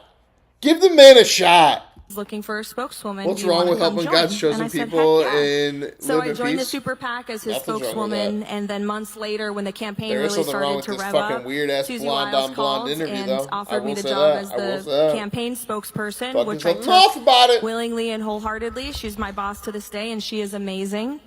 And so I served with the president throughout the whole campaign, all of the trials, literally, in fig. It's also kind of ironic, like how diversity this is. Like this, like two strong, independent women standing on stage talking about our jobs and us being boss ladies. It's like, wait, where is this coming from? Oh, the Republican Christian Conference attached to Donald Trump and the MAGA movement. Like, what? We have lost the plot entirely, people. Why does Alex hate women? I don't hate women. I hate blonde women reading staged questioning about being girl bosses in 2026. It's boo. Boo. Gay. Figuratively speaking, the trials in courtrooms and rallies all around the country. And I like her. And then I even like Erica Kirk too, but this is weird. Erica, this is fucking weird. Your husband played a huge role in that. No. And so after we won and we knew we were going to the White House, I thought, I hope I'll get a job. I don't know if I would. Is this Call Her Daddy Republican edition? Well, the president made a couple funny Ask comments her to me in sex the campaign, questions. Like, if we win, you're coming with me, right? How And do I you said, "Of fuck course your I will, husband? sir." Do you And spin him about upside a week down? After the election, we were on the phone about something, the president and me just chit-chatting.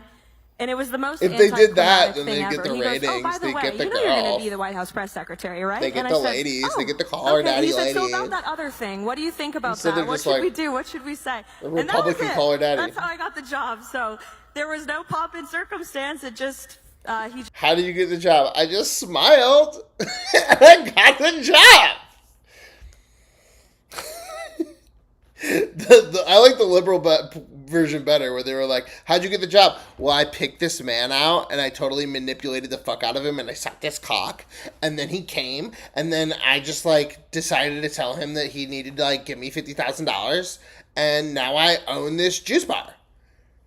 These ladies are like, I just walked up and I worked really hard and I had a job, and then I had another normal job, and then I had another normal job, and then I smiled, and then it just happened. just said it, and here we are. In all respects, but again, your job is press secretary, which is what, especially in the Trump White House, the look. True Donald Trump fashion.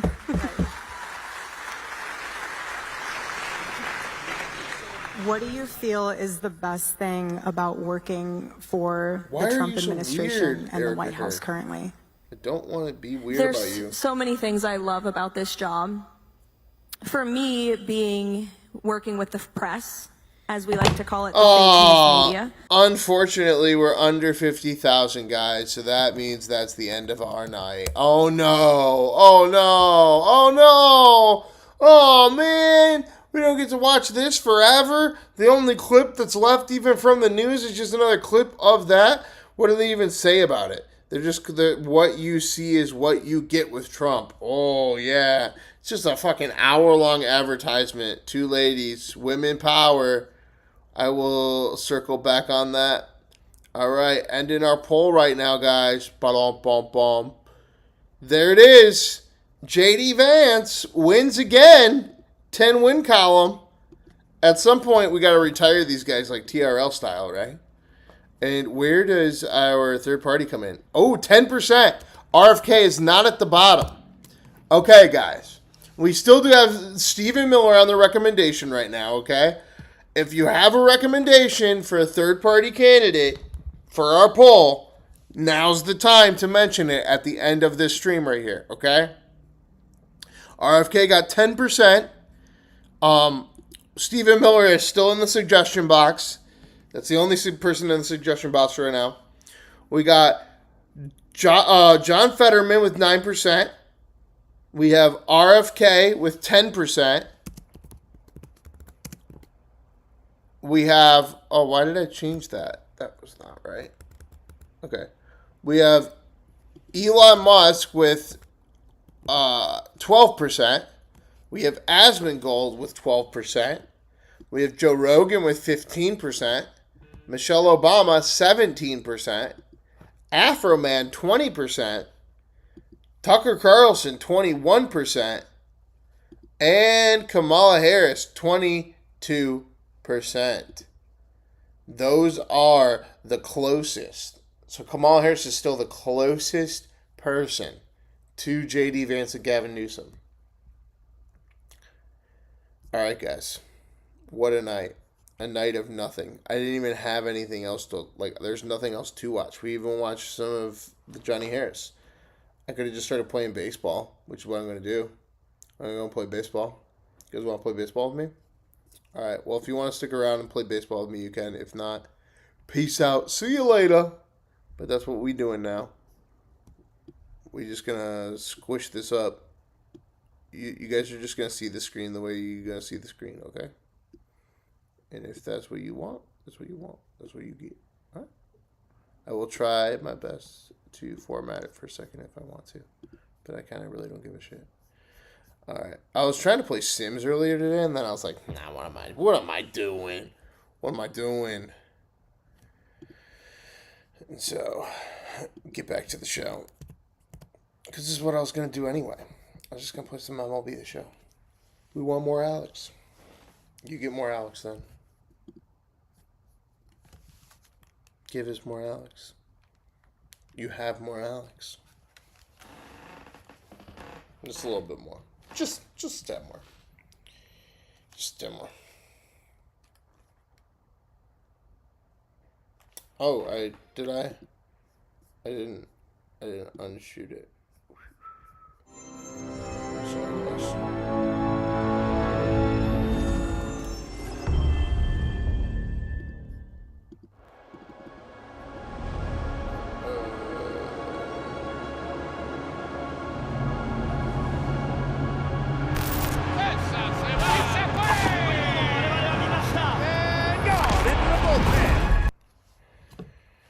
All right.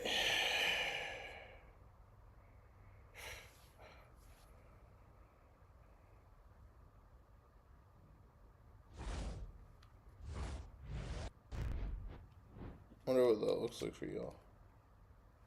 Hey everyone, it's Jessica Mendoza. Welcome to the show.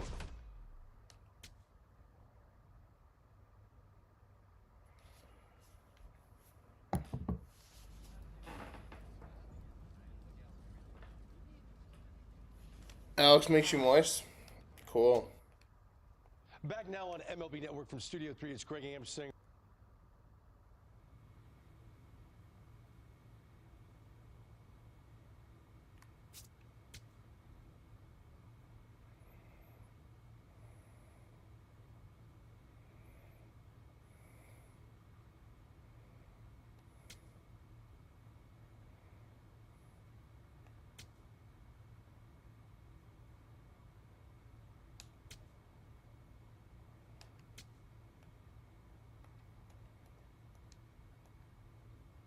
I scanned my face, and because I was wearing a hat, they put a giant scar over my forehead. That's what happened there.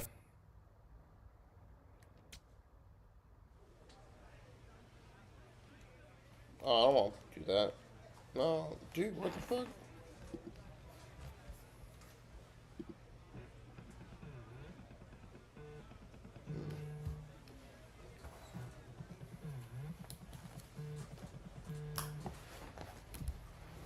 Alright. I'll be back 1 second, guys.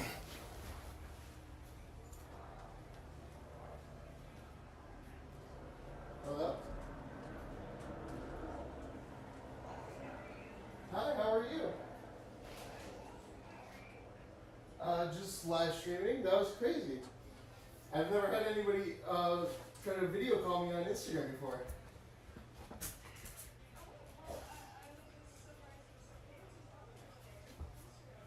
Wow, amazing. Well, I mean, that's crazy. You're, like, for real, though? Like, I am super impressed with you, and, like,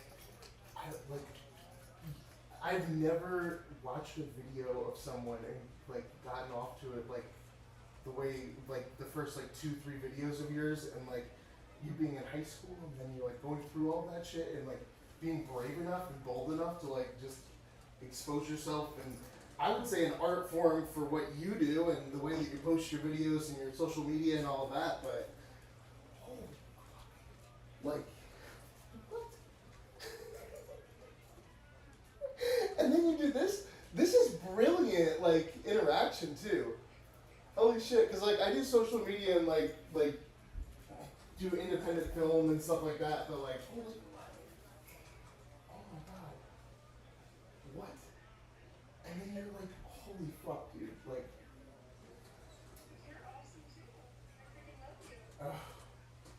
you're amazing. Unbelievable. I love how you just kept, like, how you keep going and you, like, you're kind of just open to, like, exploring more and more and more of what you're doing or whatever. And it doesn't seem like you're into it for, like, just, like, trying to get, like, a bigger paycheck or stuff. Like, you'll see that, too, where you're like, oh, this person, like, they're waiting on their anal video because, like, they're going to hold out and, like, try to bid on it or something like that. And you're like, now I'm like, like, do you even really want to do this even? But, like, it's just like with you, it's like somebody's asking you and you can see the joy of you just being like, all right, let's just fucking try it. Wow. You know, I take a lot of pride in doing it. I mean, there's some times where I left without my paycheck on accident. I totally forgot I was working. I totally forgot. Holy fuck. This is what I mean, like, just the story of you. Dude. Like, let me know, like, for real. I would love to, like, fucking just, like, do some hour-long interviews or podcasts of you and, like, release them on YouTube. Like, you're just fucking brilliant. Even to just do this is so fucking hot. This is so weird. I'm like talking to you being like, oh, wow, I'm so impressed with your content. And I'm, like, getting harder as I'm, like, saying this. Fucking weird.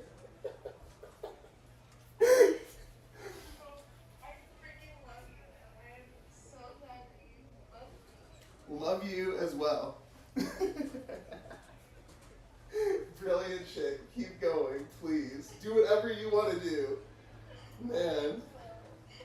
Thank you so much. I love you. Love you too. Have a great night. Bye.